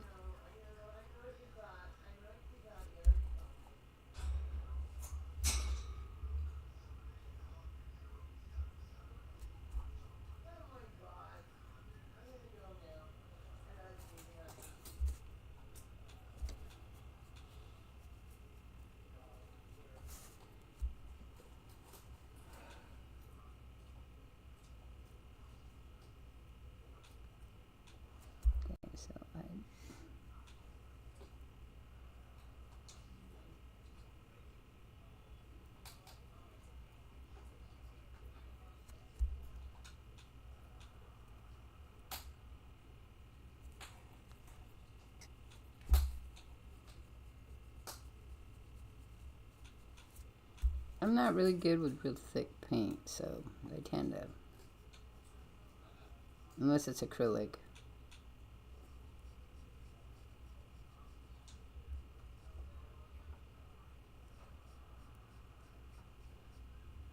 I learned to paint using watercolor. Yep, art time. And watercolor has its own interesting events.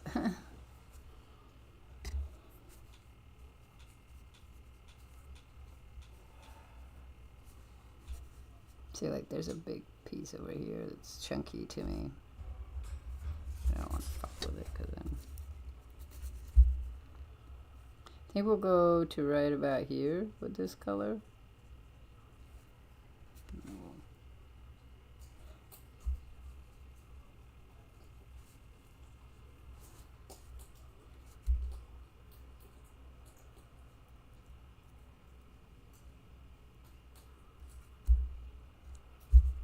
I'm a hobbyist painter, so, you know,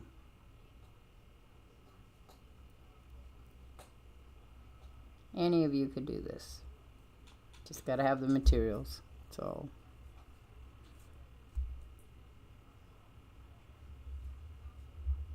the only time I got paid doing art is when I was teaching it to kids.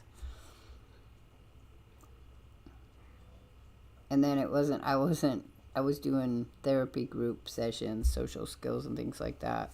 And art just happened to be the best way to put a bunch of kids together and have them do art together.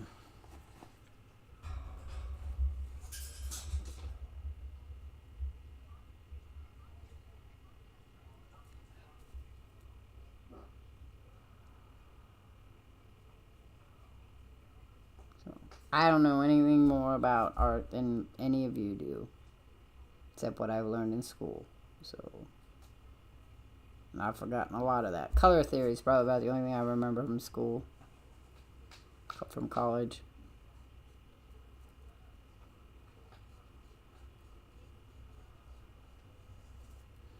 Feely probably knows more about. Feely knows more about art than I do.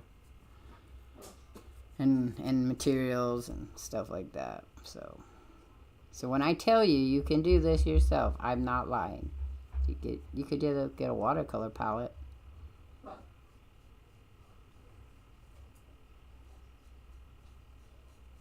Okay.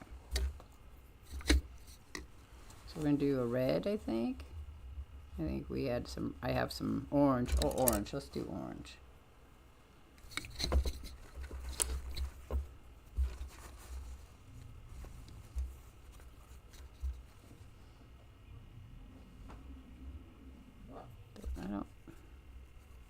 Does that look like orange, or does that look like red?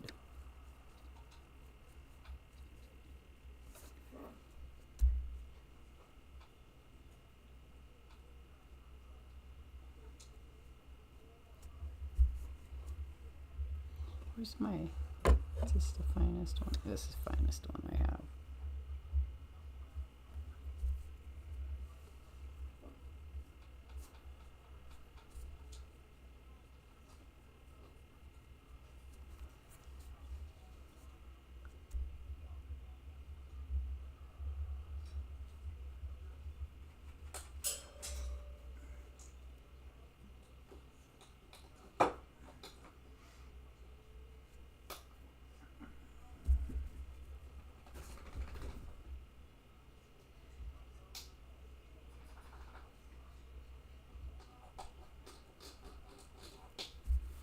I don't have a really fine brush.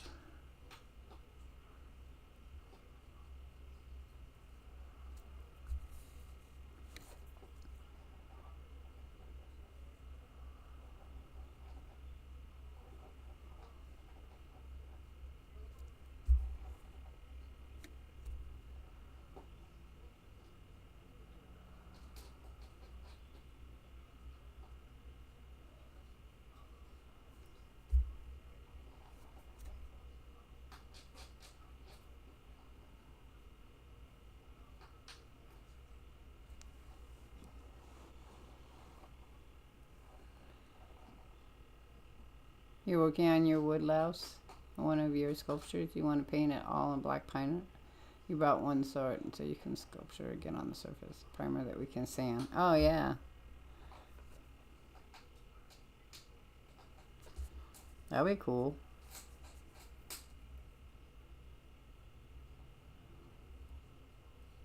So the materials that I'm using, like I said, I bought the gouache. I bought it on Amazon. I think for $20. I don't know. I'd have to look and see for this particular one. The brushes are, some of them are Walmart special. You can buy a pack for $5. Now, when you're talking about brushes, the really fine brushes, the only reason you want them is because they won't leave hairs behind in your paintings. If you don't care, like I don't literally care if you, because I'm a mixed media, so little hair brushes show up, that's fine. It won't hurt nothing. Hang on, no, we're gonna do this because I need this other brush.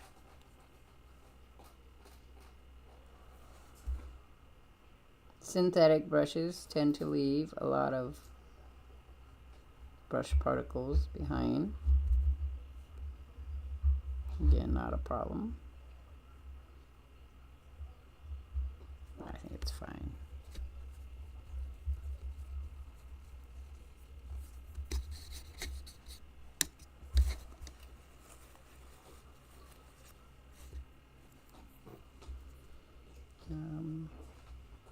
I get a lot of the like water cups are pudding fruit cups that my mother can't seem to throw away, so she gives them to me. So I've had them for over 10 years now. I just use them as I need them.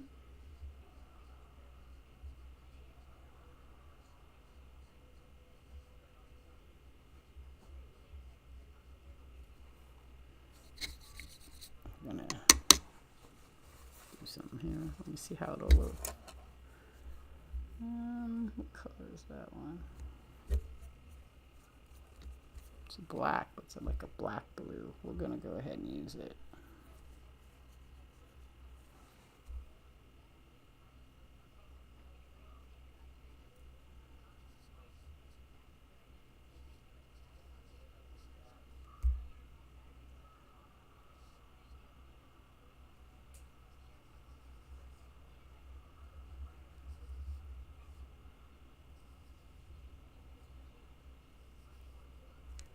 Very greeny black.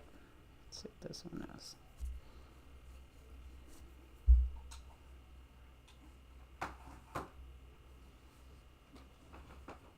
Oh, shit.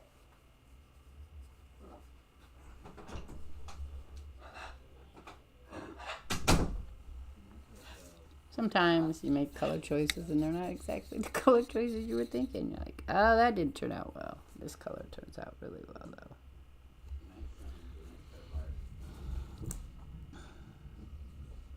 That's fine.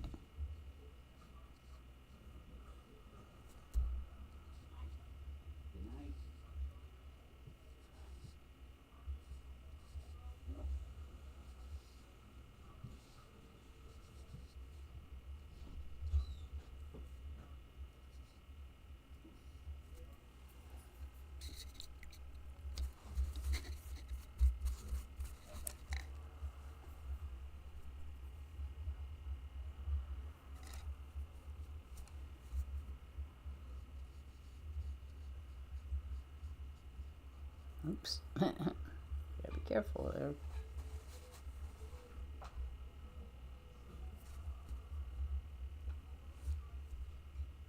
I'm not gonna worry about it.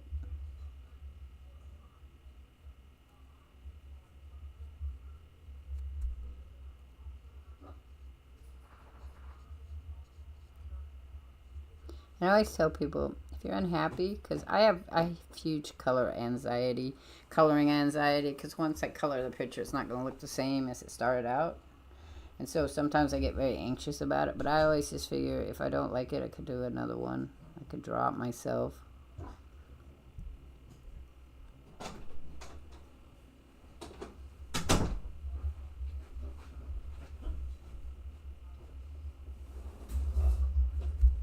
Good night, Pepper. Good night, Pepper. Good night. Good night. Good night. Good night. Good night.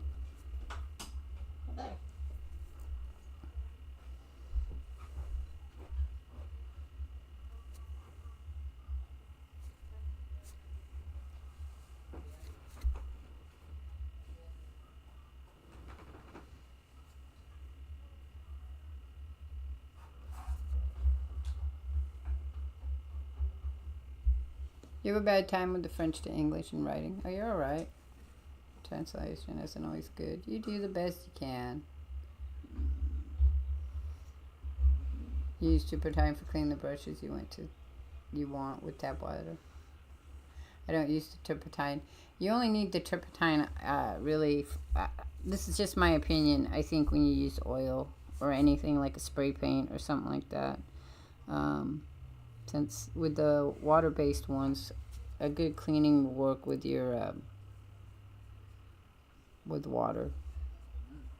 I don't use soap because I found that soap leaves a residue on the synthetic brushes, and I use a lot of synthetic brushes because they're cheap. I'd rather spend my money on other things than brushes because I'm gonna go through tons of them for lots of reasons. I mean.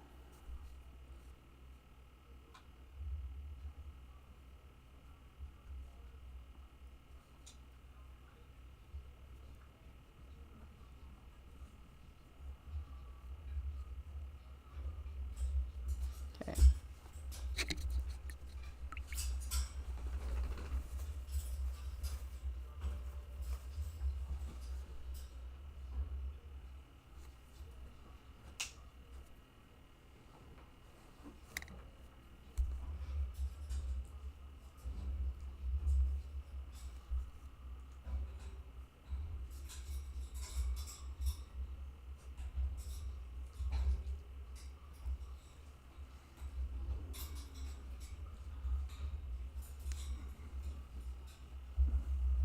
Now I'm only outlining a few of them just so we get the idea that it's scales.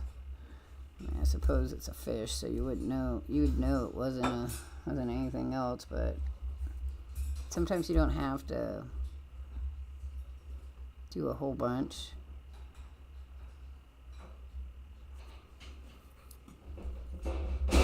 Just do what feels good.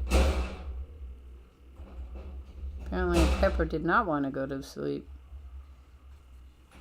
Okay, so then we're going to do this. We'll see how it turns out. I'm going to grab this brush. No, not that brush. This brush. No, do I have a smaller one? Oh, I don't. We'll use this one, I guess.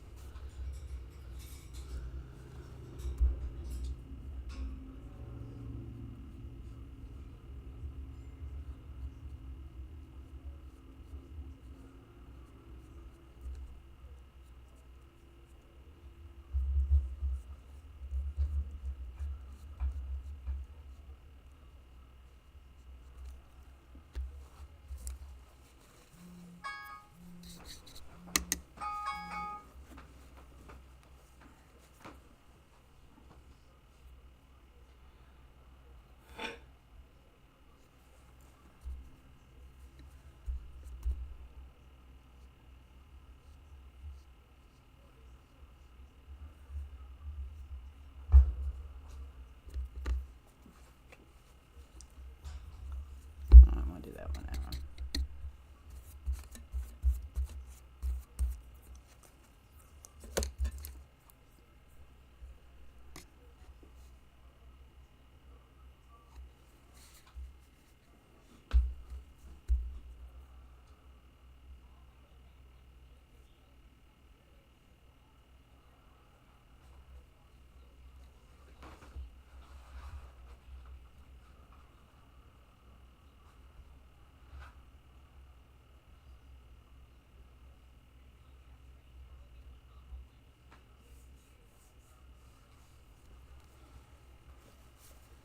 Don't know what color their eyes are. I don't know, works for calming stuff. Yeah, but you can't always use it on certain things on birds. That's all.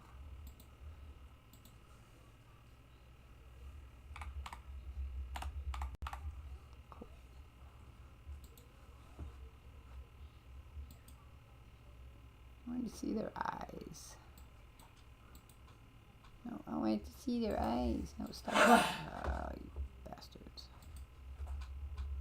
Color their eyes. A red with a... Okay. That works for me.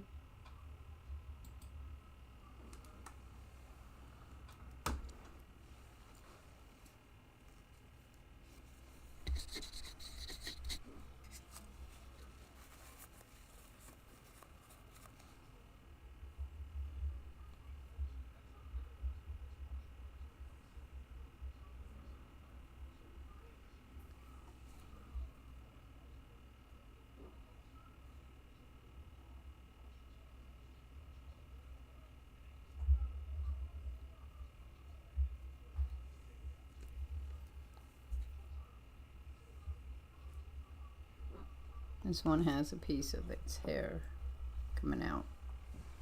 And I just dropped my brush. Oopsie.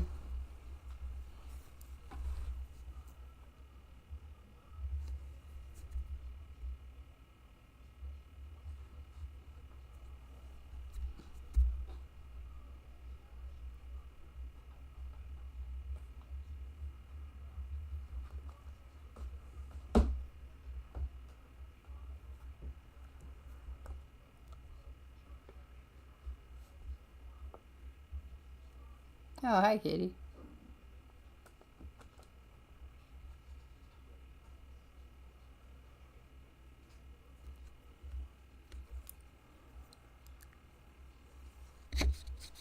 What are you doing?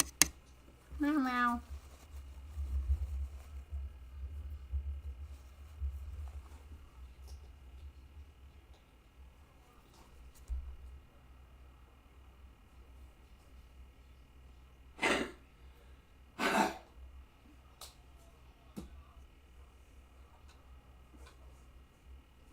Ah, fuck it. Messed up my eye.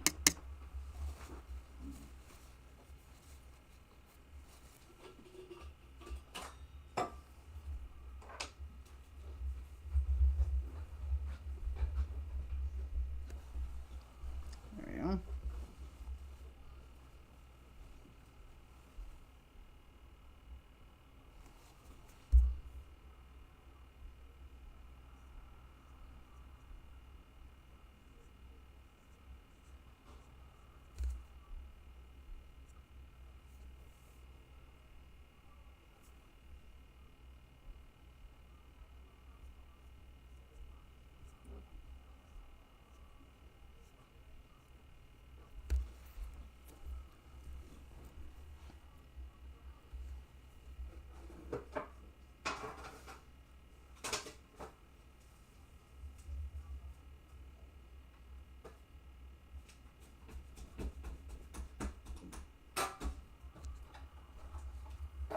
Can't see in the... I did a boo-boo there. Can't see in the... Wrong color. Wrong color. Put the wrong color down. Black.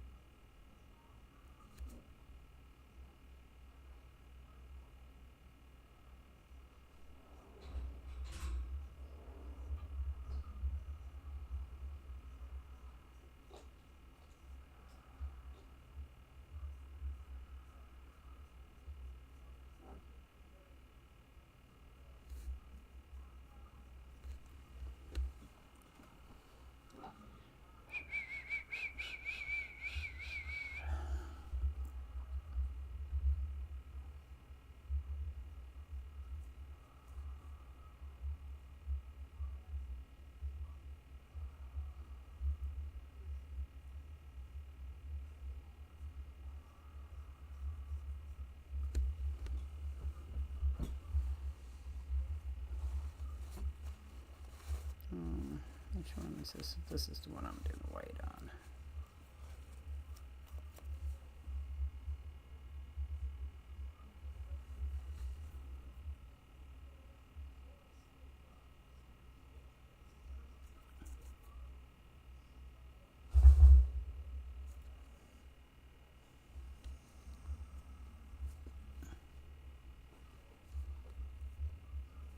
I only rub it on the paper towel because I'm trying to get it on the whole brush.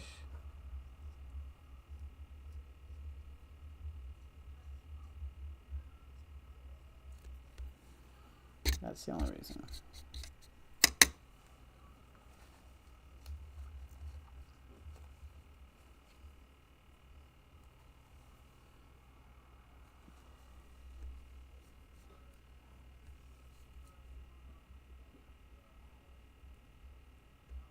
Oh, wrong black. No, that's right, black.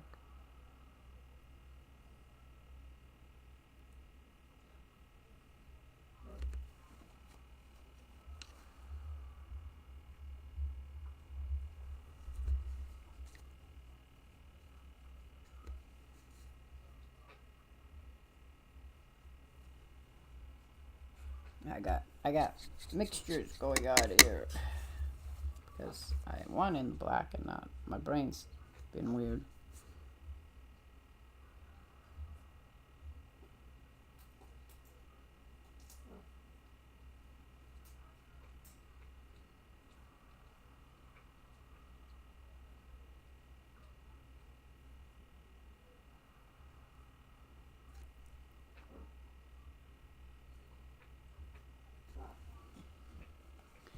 So.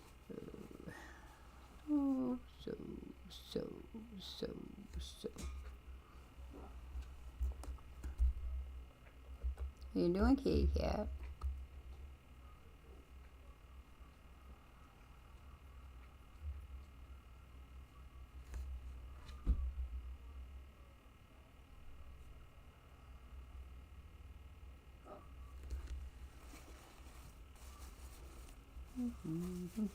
This it's not homemade paper. This is from a coloring book. No homemade paper for me.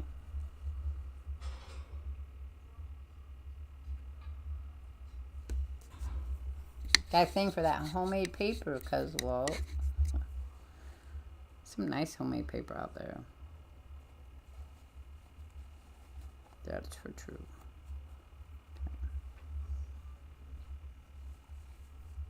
See, I got that piece right there. I can see it and I can't get it to come off. There you go.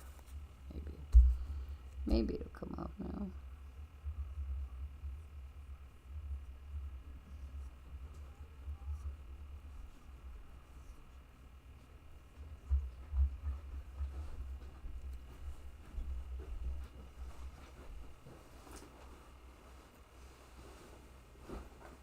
Should we make that the gold flowers? No, we made them gold before, so we're going to make them a lot more of a red.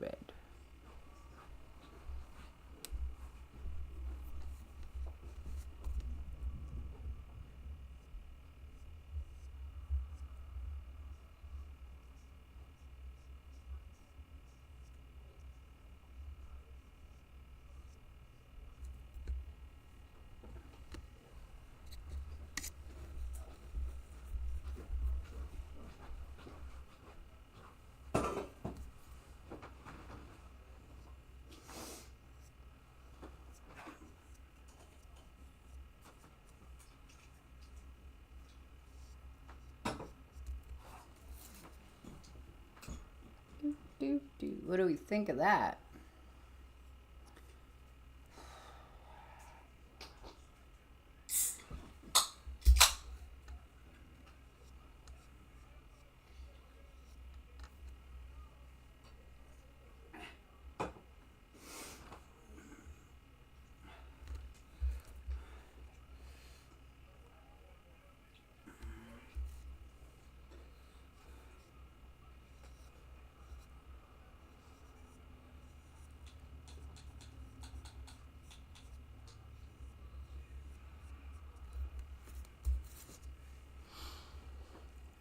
Okay,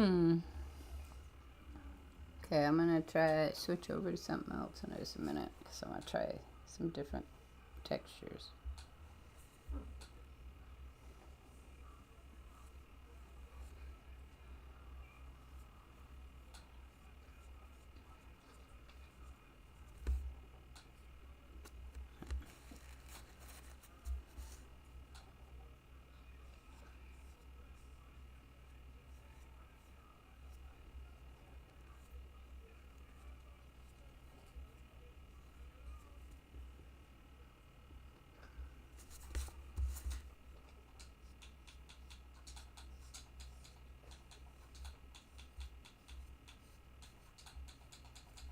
I don't know if I'm using it right or not. So, okay,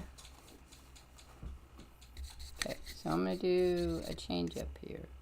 Just a minute. I want this color.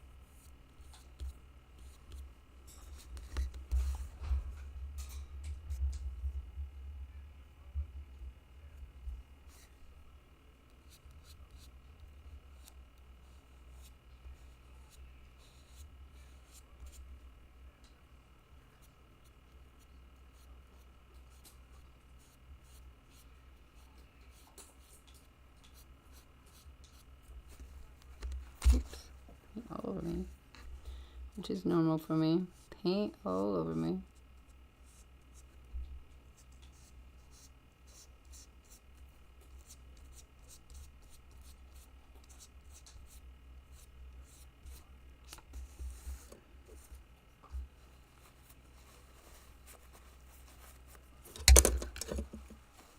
I gotta go get me some clean water. I'll be right back.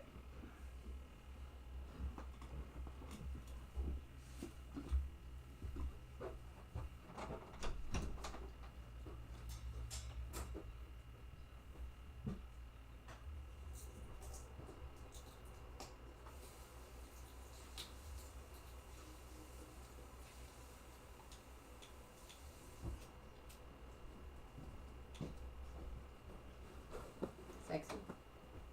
Gorgeous. Love you.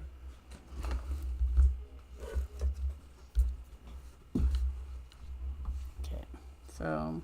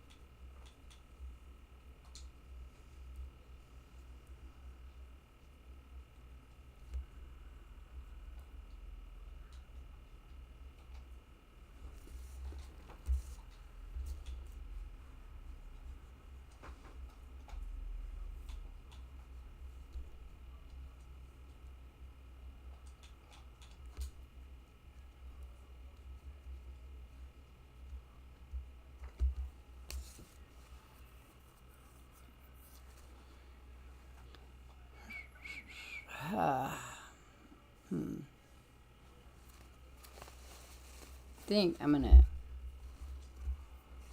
do something different with this than what I thought I was doing. Okay, so I gotta learn more about this paint. Not sure I like it all that much.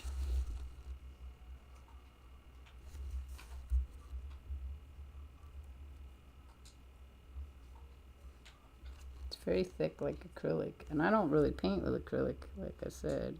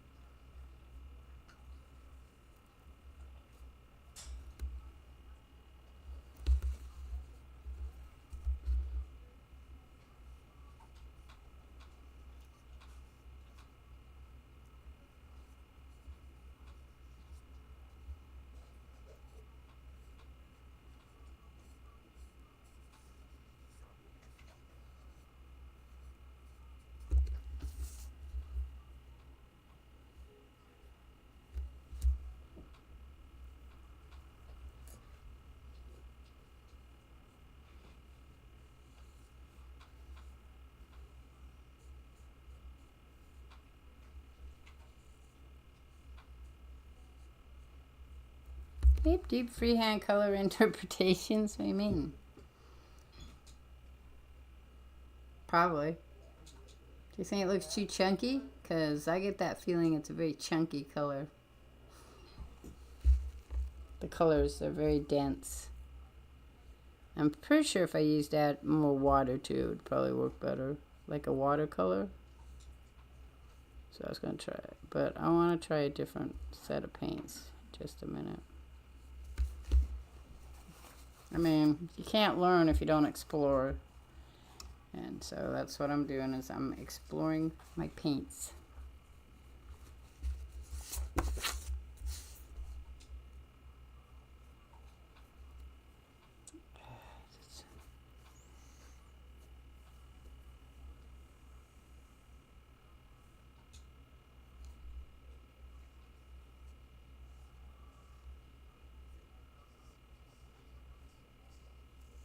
Koi are interesting because you can have solid red koi, you can have solid yellow koi, you can have silver. Yeah. I've seen black with the just gold on top.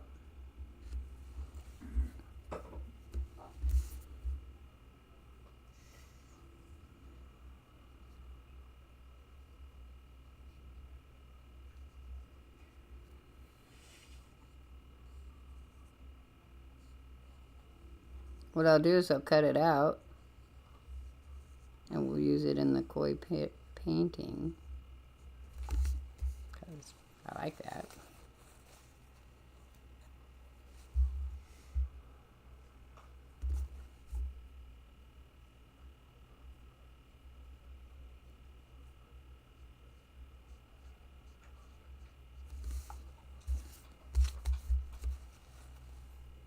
Let go.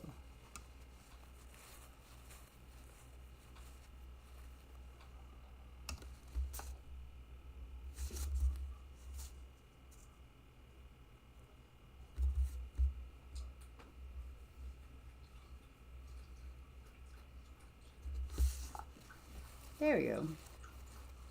Because I think now that I look at it, I'm going to cut it this way and put it in there.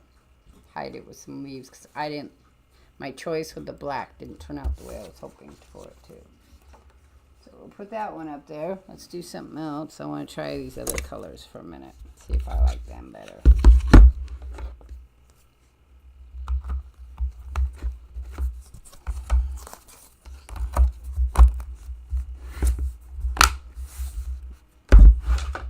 These ones, what I put in my other pictures.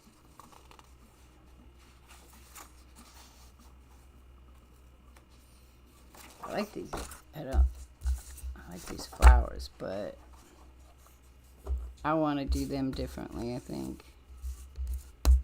Okay.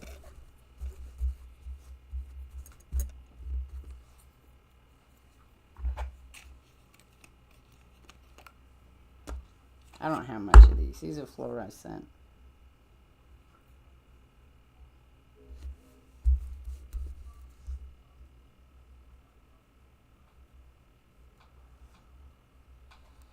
And they're very clear, like.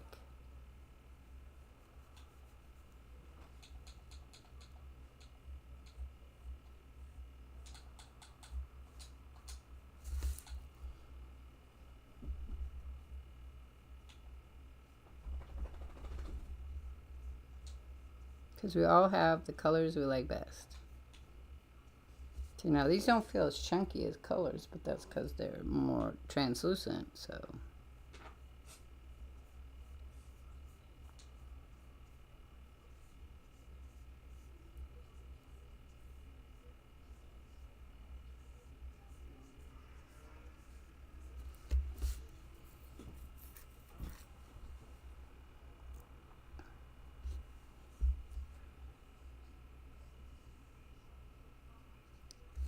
You all could use this too, just buy the colors. These are poster paints I bought a while back.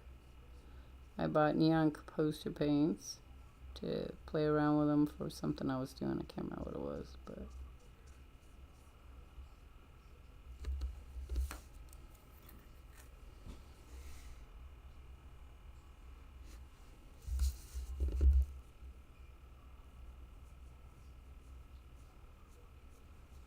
I'm gonna let that paint one I painted dry because I'm gonna go back over it with some pens.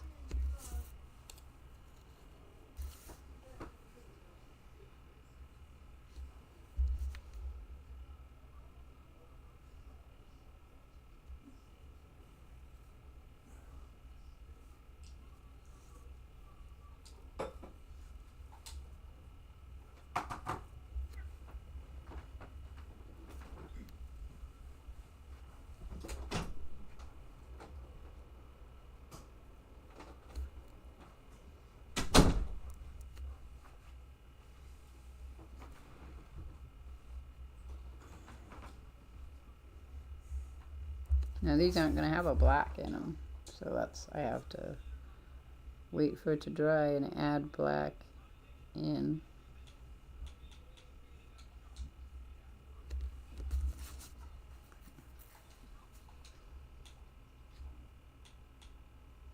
Your hand shakes too much for painting.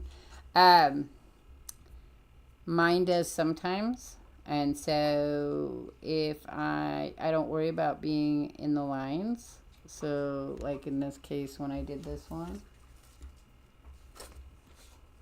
I didn't worry about being in the lines because I could go back over and make the lines in there if I want.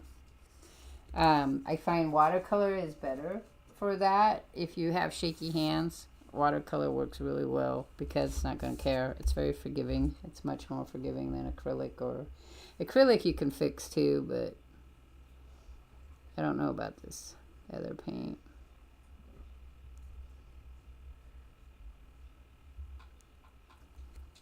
It's hard though when you hand shake. I had a friend that loved to paint very fine detail things, and she had to quit doing that. But then she started doing pottery instead, and that's how her expressions came out.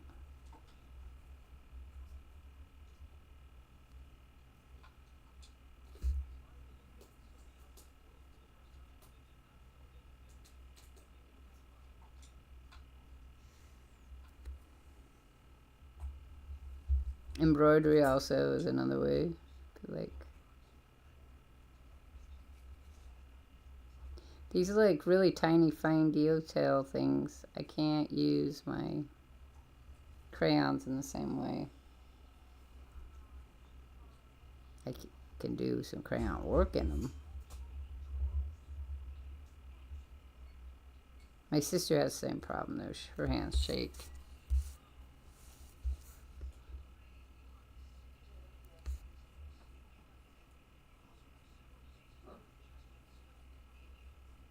She used to paint boxes.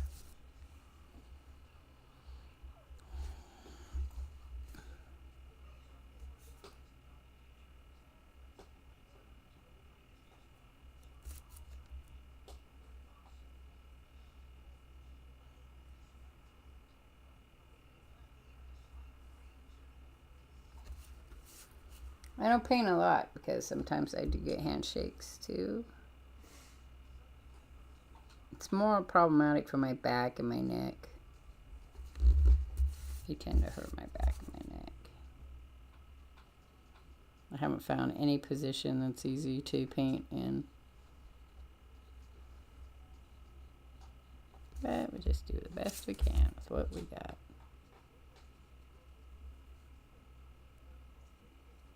Why the gel paint is really good. No, this is very old. Both of these are old. The gouache is probably about 5 years old, and this one's probably about that old. I was doing rainbow stuff, so I needed a rainbow poster paint. And that's what I bought these for. And sometimes I just buy paints to use them. But if you like the paint, I'm going to tell you right now, and your hand shake, there's 3 ways you do it. You could do finger painting, where it's not going to matter if your hand shake. Or big brushes. You can use big brushes and make bigger pictures, like a wash over things. You can use watercolor, which is going to be very forgiving if you blur your colors, because that's just watercolor painting. And a gel plate.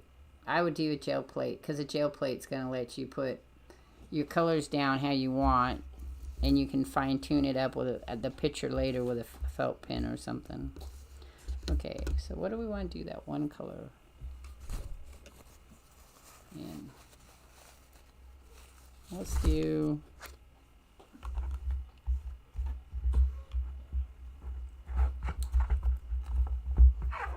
I don't have any of that one.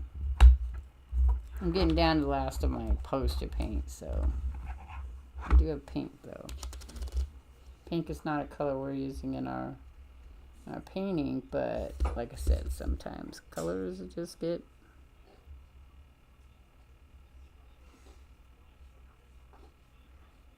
These are nice paints for the fact that if you do have a drawing like this, you can just go over them quickly and don't have to be really precise.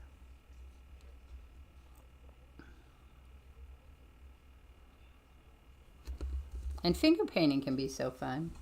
Paints that last a few years. They can, yes, if you take care of them. Yeah, I know your mom's a pro painter, and she does the stained glass is kind of cool. Yeah, paints can last you a pretty long time. What happens more likely, is in the case you saw when I used my gel plate, is that they will, the chemical that makes them will dry up, and then you just have pigment.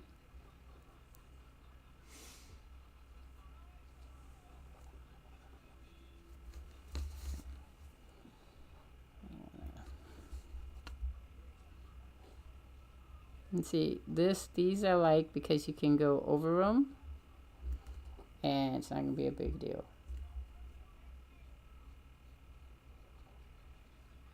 So I can go over the pink, the orange with the pink, and you're still going to have some really pretty colors. Not very coy colors, but it's fine. It's not really a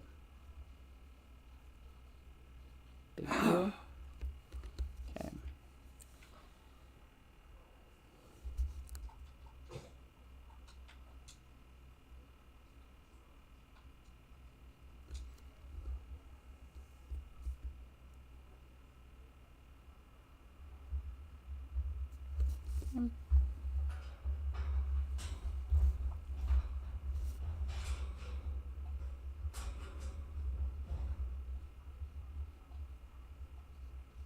And everybody has their favorite kind of painting, you know. The ones you like to look at, colors, how the colors lay, they're heavy or light.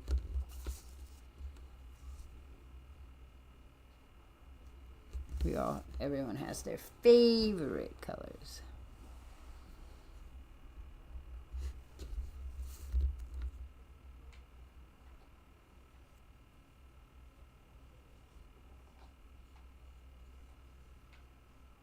So I'll tell you another set of colors that's really nice too with paints is the ones for sun catchers.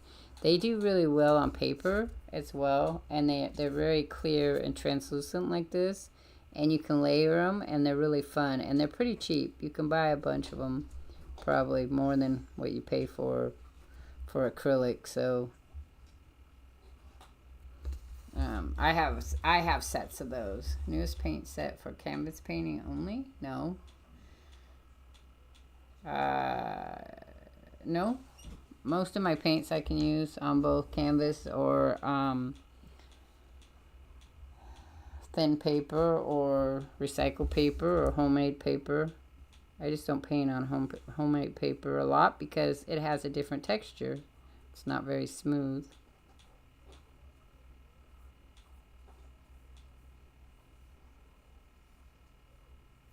But I buy paint sets that I can use on more than one kind of texture. Unless I'm buying specifically, like I want to do wood or something. Wood painting, I might buy wood paint. I might not. I might use other paints. Let's see if this one. There's much in there. I don't know if there's much in there.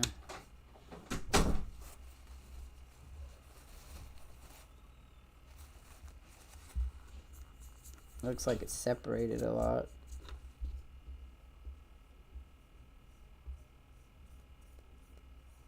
See, I like the paints. You can do that too. You can layer them, and you get these beautiful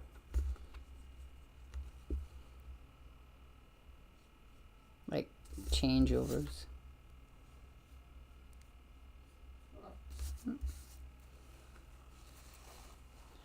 All right, so do we want to do, let's do the eyes in a pink. No, in the yellow, no, in the orange. Let's do the pink eyes in orange. And we'll wait.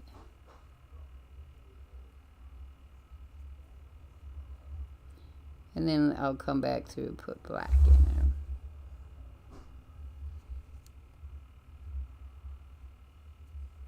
After it dries. Okay, so there's that. That turned out kind of nice. I mean, it's a thinner, it's brighter, and it's not as chunky as the other one. But I like the other one too. It's just different styles do different things. So that's really weird. I found my watercolor pencils though. I probably could have used those. Okay, so then we're gonna pull out the crayons, I think. We'll pull out the crayons for the last few minutes.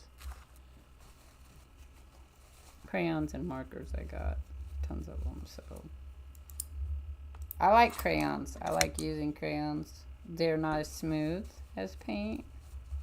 And like I said, everybody has their favorite style of painting. They have their favorite textures. They have their favorite everything. I have never painted oil. It's too expensive. Acrylics are the best for that. You can make acrylics look very, well, watercolor too. You can make them look very realistic.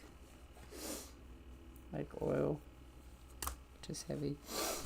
All right, let's pull out. What's up, love? Nothing much, my love.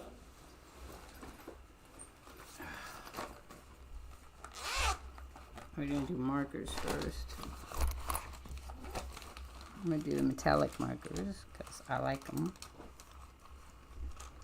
There's not many blacks though. There are whites though.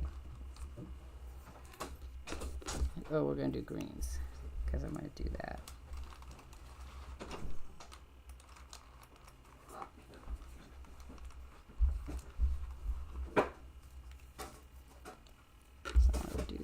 Oh, wrong one. Don't want to do that end.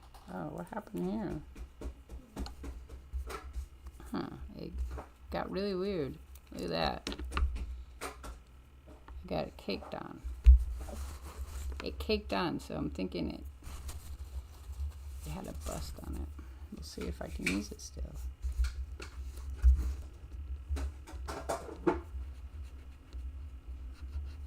Maybe. Nope, I think it's all dried out.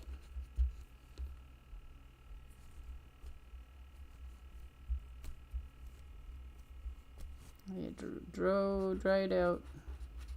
That sucks. Okay, well that's toast. Some pens have a longer shelf life than others.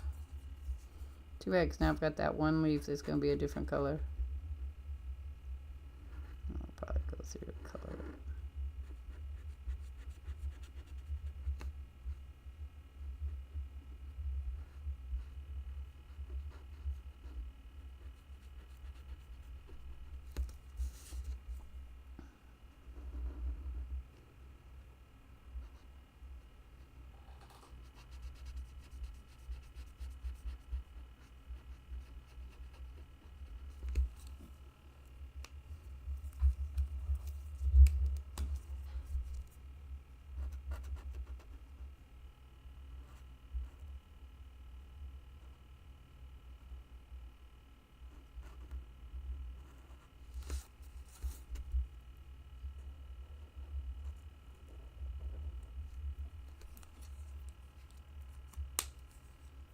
Yep. Well, that's true too. It depends on what materials you're working with.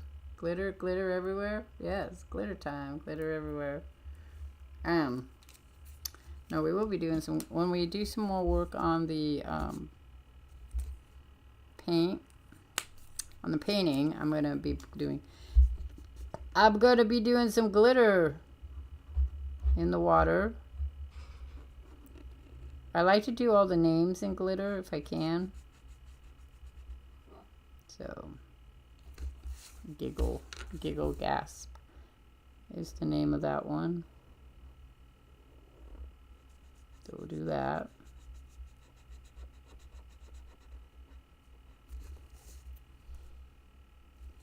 Let's do. Got a hole in my nail. It's weird.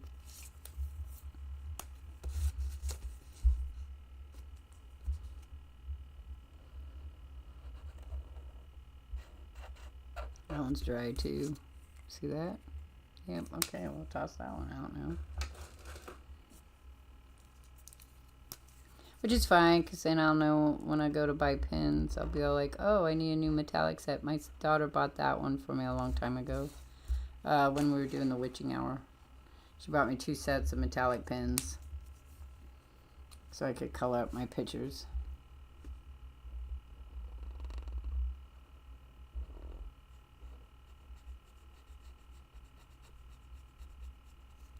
I like that. I think those are waves. Like water waves. I like those. Those are cute. So.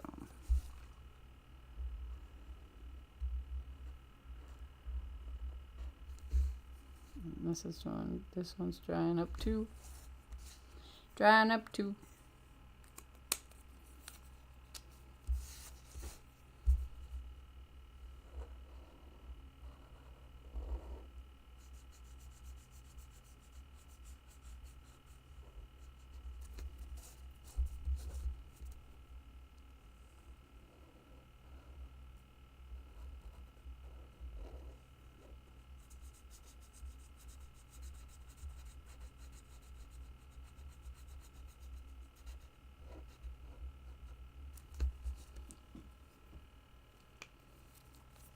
Okay, well, this is probably about.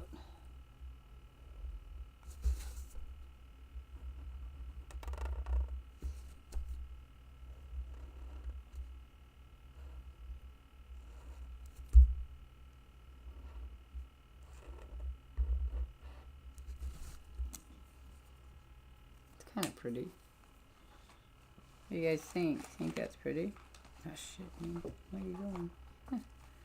Don't fall. I have to use more of these, I guess, my pens. Find out which ones work and which ones don't.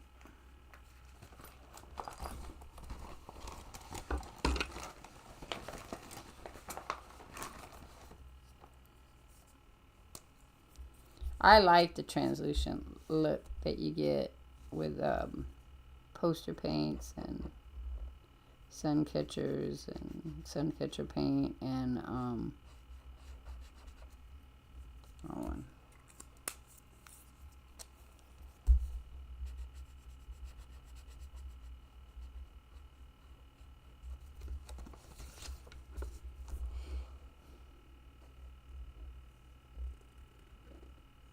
and watercolor. I like that smooth, not chunky looks. On my gel plate, the acrylics are my favorite. I'm probably going to start using more of the gouache on my gel plate, I think, because I want to use it up. I don't know if I'll buy some more, but definitely need to use up what I got.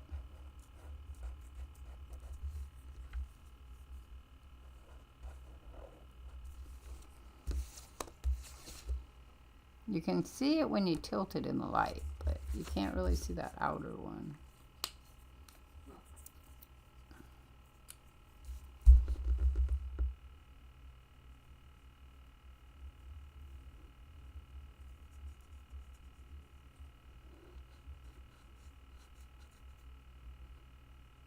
I have to decide how I'd want to do those stems.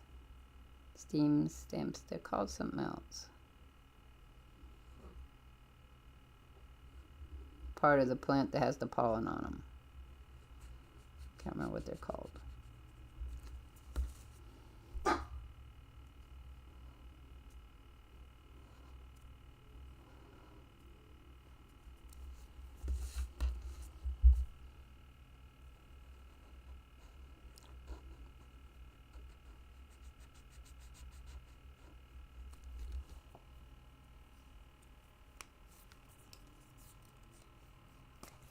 A lot of different art. Oh yeah, I share in what's so that one channel, Wild Rhyme Time Studios in my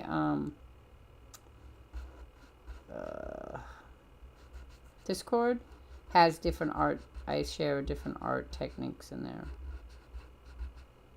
There's so many different ways people modify art all the time. It's cool.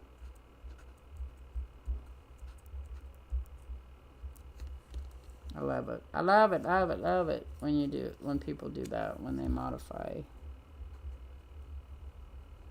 And we all have our favorites. I like pens. I like doing felt pens, markers. I like crayons. I like these kinds of paints. I like watercolor.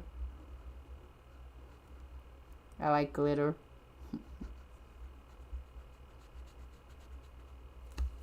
Because it's a textural, that's a textural thing.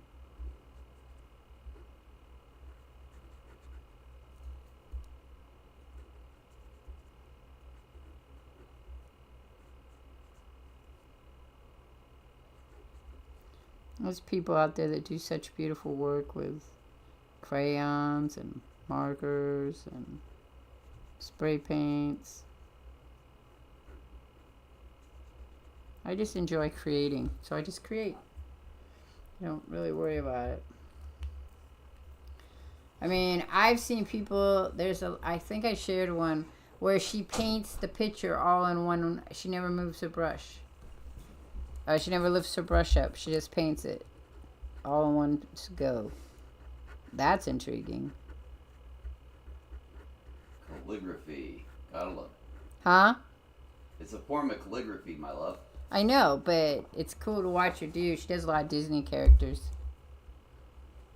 It's not Japanese, because Japanese painting also does that in calligraphy, where it's all one, and it's on the ink. That's why I said it's a type of calligraphy. Yeah. So she does. I'm pretty sure she's not using ink. It doesn't look like it, but she does paint it all in one whack. I'm sure I shared it. And then I shared the oil pastels, which is another thing I'm trying to get into. Because I've always hated pastels, personally. They're hard to control. For me.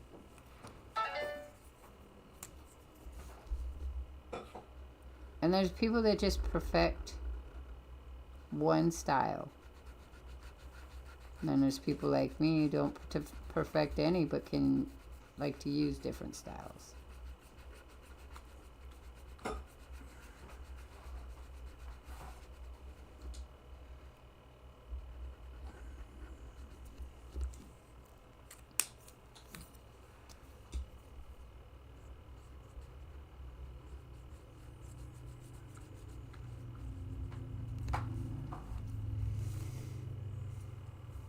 So there's that one. I don't know what you guys think about that. Let's see. So those two greens work. I want to do a blue and a silver and see what we get.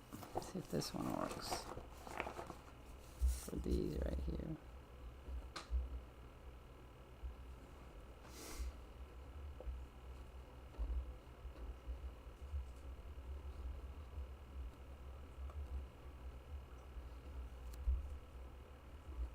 So this came out of a Japanese style coloring book that my daughter got a long time ago. The little ones like this are very popular, like pocket coloring books. So this blue works well.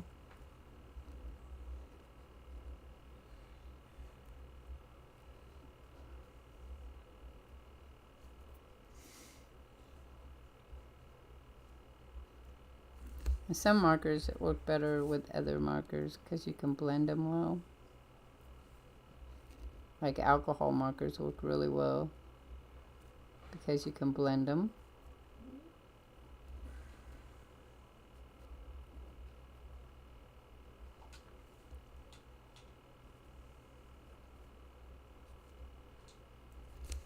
Okay, so there's the blue.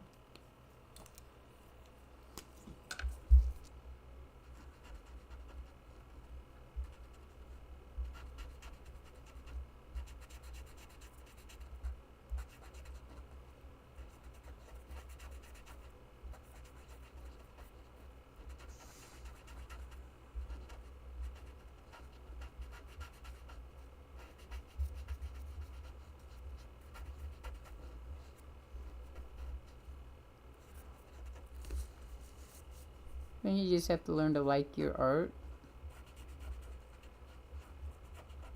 I like my art. I don't have to please nobody but me. That turned out kind of nice. I like that.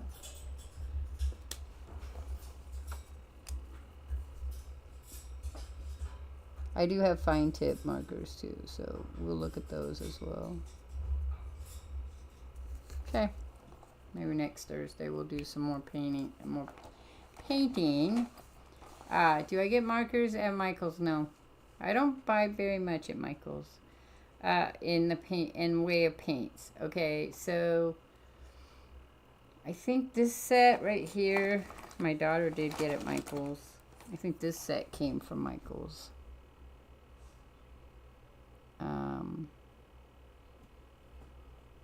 It's considered a paint it marker, meaning that it comes on like paint rather than regular markers. This set though, my daughter got from Wish. And then I like, let's see what else I got over here. Really cool. And then I have other markers too. I have just Crayola markers, works really nice for me.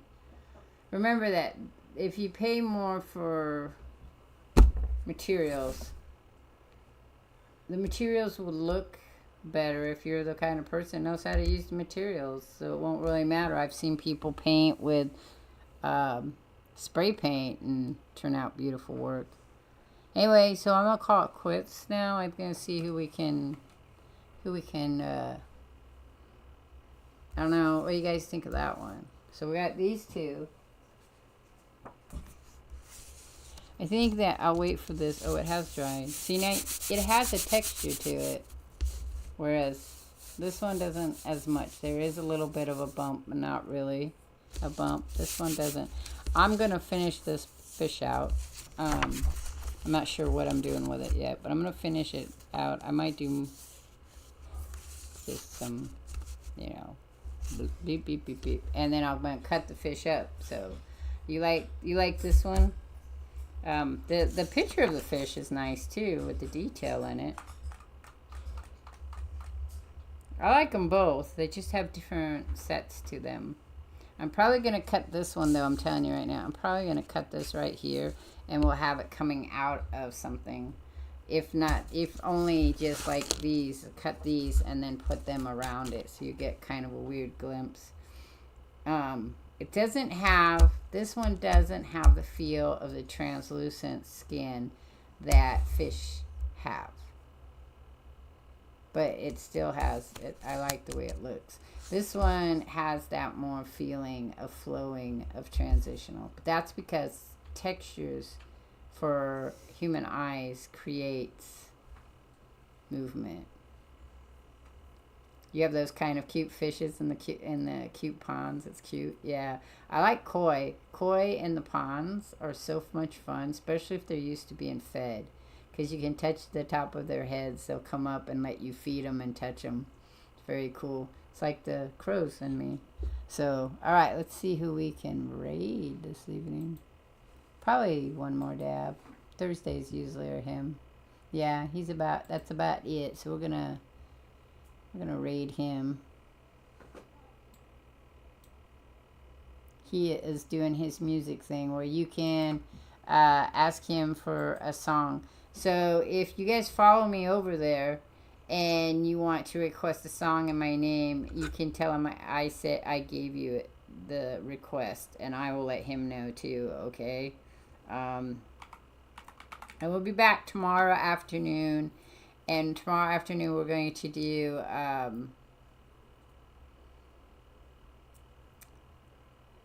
like I said, Far Cry or Assassin's Creed. We'll probably do Assassin's Creed. I just have to figure out. They are so much fun to play with. I'm hoping to one day have a koi pond. And then we will go out and I will make live. I will share you my kois. Alright, catch you all on the flip side. I'm out here. Peace.